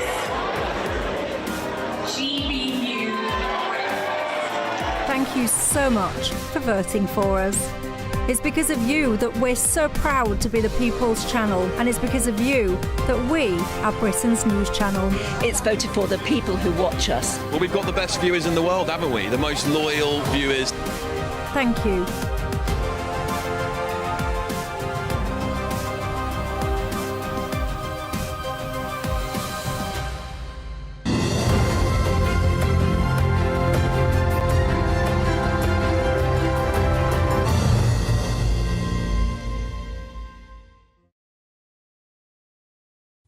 Well, throughout the day here on GB News, we are celebrating Britain. That's right, we're going to be up and down the country representing you, the great British people. We're in Belfast, Aberdeen, Durham, Leeds, Essex and Barry Island. And we've got some very special shows. Tonight, Michelle Dewberry and Patrick Christie are going to be live from Essex. But to kick off the celebrations this morning, we're joined now by GB News presenter Miriam Cates, who joins us from Leeds. Very good morning to you, Miriam. And my grandmother has been going to that market, Kirkgate Market, for about 6 decades now. It's a great place, isn't it? It is. Good morning, Stephen and Ellie. Good morning, viewers. Yes, this has a fascinating history here at Kirkgate Markets. Over 200 years of trading history. We arrived last night, and I can confirm in Leeds, yes, it is cold up north. Now, you may be wondering why I am wearing this particularly fetching gear. Well, I'm here at Ramsden's Fishmongers. A very, very special history of selling fish in the markets. We'll come to that in a minute. But I want to introduce you to Dave Ramsden. His family owns this Fishmongers. Got quite an interesting history. Tell us about your family business, Dave. Well, as a family, we've been here in the market for well over 100 years. We actually predate the building of the market. The family business, Arthur Wellham's Limited, was out on the old fish market as this was being built, and then they moved inside. They survived the fire of 1975. My dad, Arthur Ramsden, set up his own business in '68 and then gradually took over the Wellham side of the business and incorporated it all together, and we've just kept going on ever since then. And this building, the markets and the open markets beforehand were really a sign of incredible trading history in this country. The fish market was particularly special. It was the height of technology when it opened, Fish Row, wasn't it? Tell us about how they used to cool the fish before electricity. Well, I mean, you're going a bit beyond my remit of knowledge there, but I believe there was ice blocks, there was ice chutes, there were the sort of cooling systems which used air to like feed through to the ice, you know, so it'd rise up onto the fish that was in there. But I mean, that was Victorian engineering at its best. I mean, this whole building was like a marvel of technological development when it was built. It was absolutely, I mean, beyond modern at the time. Yeah, absolutely. And you've got quite a range of fish here today. Tell us about some of the stock that you've got. Well, beyond the Ecuadorian and Nigerian prawns down at the end there that have come in, we've got Turkish sea bass and sea bream. We've got freshly in from Scotland mackerel, and of course fresh Scottish salmon. How much do you think that weighs? So that is, I know for a fact that is approximately 2 to 3 kilos in weight. Can I pick one up? Of course you can. Can you hold this for me? I can. Okay. Wow. Yeah. Oh, I quite fancy that for my dinner, Dave. I was going to say it's quite the sizable meal for a family, is that? Absolutely. Now, there are still 800 stalls here in the market. It's doing a roaring trade, but there must be some challenges facing market traders at the moment. Well, there are a lot of challenges. Rent has always been high, you know, in the market. There's a rent review upcoming, I believe, so hopefully, you know, that might give us some relief. There's been a lot of construction work in the market. There've been a lot of old units that have needed renovating. These ones opposite us are about to begin this week, I believe. Scaffolding goes up. Hopefully, it'll be down before Christmas. But the biggest challenge has been, you know, wages in terms of employer contributions, things like that. Massive increases from when Labour took over at the election to now. But, you know, we have to keep weathering that storm. We have to keep doing our best to keep going. I mean, we're not exactly a profitable business. You know, businesses in the market aren't necessarily profitable. They exist to survive and employ people and keep the economy going. And, you know, it's just real people working in real jobs. It's quite a traditional way to buy and sell. Our presenter Ellie has just been saying her grandmother has been coming here for decades. Are young people starting to discover markets? Do you think there is a new market amongst Gen Z, as they're called? Well, I would say young people have actually been coming more in the last 20 years. Like, while I've been working here, young people and the really older people, as well as, you know, foreign people, Chinese people, Indian people, they have been primarily the main shoppers. It's that sort of, I don't want to narrow it down, but like the 50 to sort of 60 generation, they were the ones that looked away and went to supermarkets. The younger people have always wanted the fresh stuff, the better quality stuff, the better prices. Dave, thank you so much for speaking to me this morning. Much more to come here from Leeds Kirkgate. Fascinating building, fascinating people. Back to you in the studio. Lovely stuff, Miriam. Thank you. You're going to wipe that microphone down now. Thanks, Miriam. Now, Britain's newsroom coming up at 9:30. You've just seen Miriam Kate, she's in Leeds, and Andrew Pearce is here holding down the fort. I am indeed. Well, lots to do, because we're going to be talking to lots of our presenters today throughout the country. But also, of course, we've got that major reform press conference this morning. We do. At 11 o'clock. That's a big, big moment again. Press conference number 2 this week from Reform on immigration, their strong point. Chief executives who hired dodgy illegal migrants are going to be prosecuted. Good. Yeah, it's going to be quite something, isn't it? It's going to be quite something to hear. It's a strong, strict line, but maybe it needs to be said. Absolutely. Weather's next.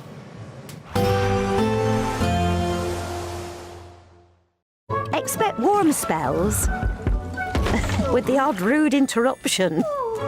Boxed Boilers sponsors the weather on GB News. Good morning, welcome to your latest GB News weather update brought to you from the Met Office. A much drier day for many of us, particularly across more northern areas. Warm in the sunshine, but it will be feeling much less humid with fresher air for much of the UK. Still a fairly brisk northeasterly wind across eastern coasts through much of the day.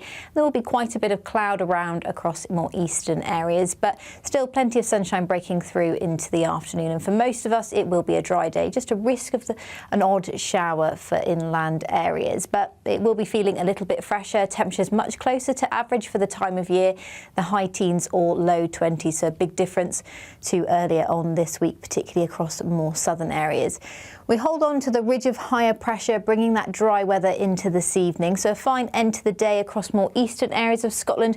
You'll notice to the west, though, we're starting to see a change, some wetter weather pushing into the Western Isles, as well as some showers across parts of Northern Ireland. Dry for much of southern Scotland, as well as northern England, Wales, central and southern areas of England, also seeing a dry end to the day with plenty of sunshine as well. Still going to be about 20 to 22 degrees to end the day across southern areas. A dry night for many on Thursday night into Friday morning, particularly across more southern areas. But further north, this weather front will become more dominant, bringing some more persistent rain predominantly to northern areas of Scotland. A few showers further south as well. So temperatures in towns and cities 11 or 12 degrees. Rurally, it will be a little bit fresher than that, with single figures expected. But as the sun rises pretty early, you're not going to see too much of that colder weather. So another warm day on the cards on Friday. Still another relatively fresh one, though, so it will be feeling less humid than the past couple of days. And in the sunshine, though, not too bad, particularly in the south and east, temperatures in the mid-20s, so a little bit warmer on Friday compared to Thursday. Bye-bye. Expect warm spells with the odd rude interruption. Boxed Boilers sponsors the weather on GB News.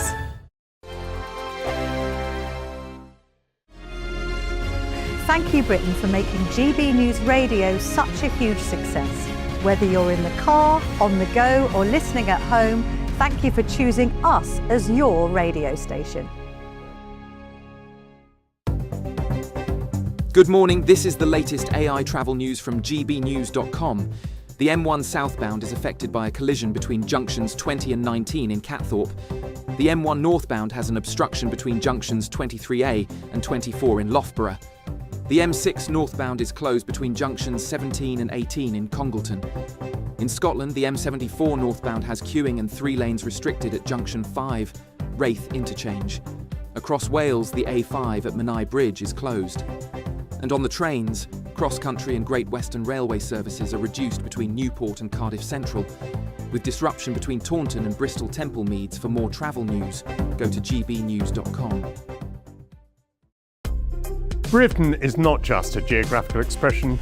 We are a people bound together by history and culture that are distinctively British. Join me to celebrate our music, theatre, artworks and literature, which we can explore and enjoy together. Everybody's welcome.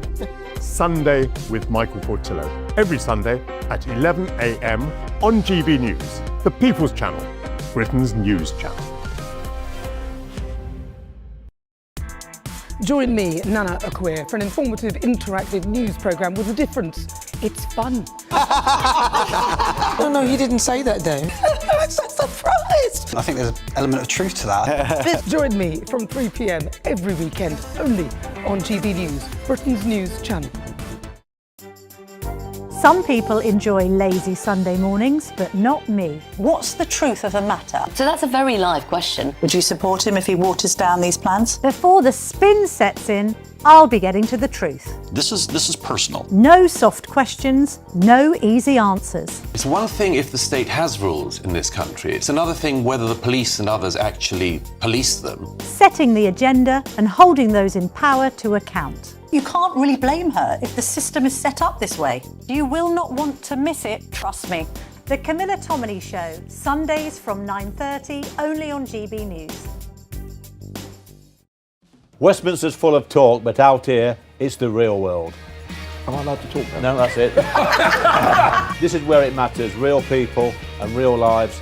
That's what politics is all about. The fact is Trump made a good start. No. Straight answers, no spin, and just a couple of pints. How many fingers have I got up? About 10. So join me for Lee Anderson's Real World every Friday at 7 p.m.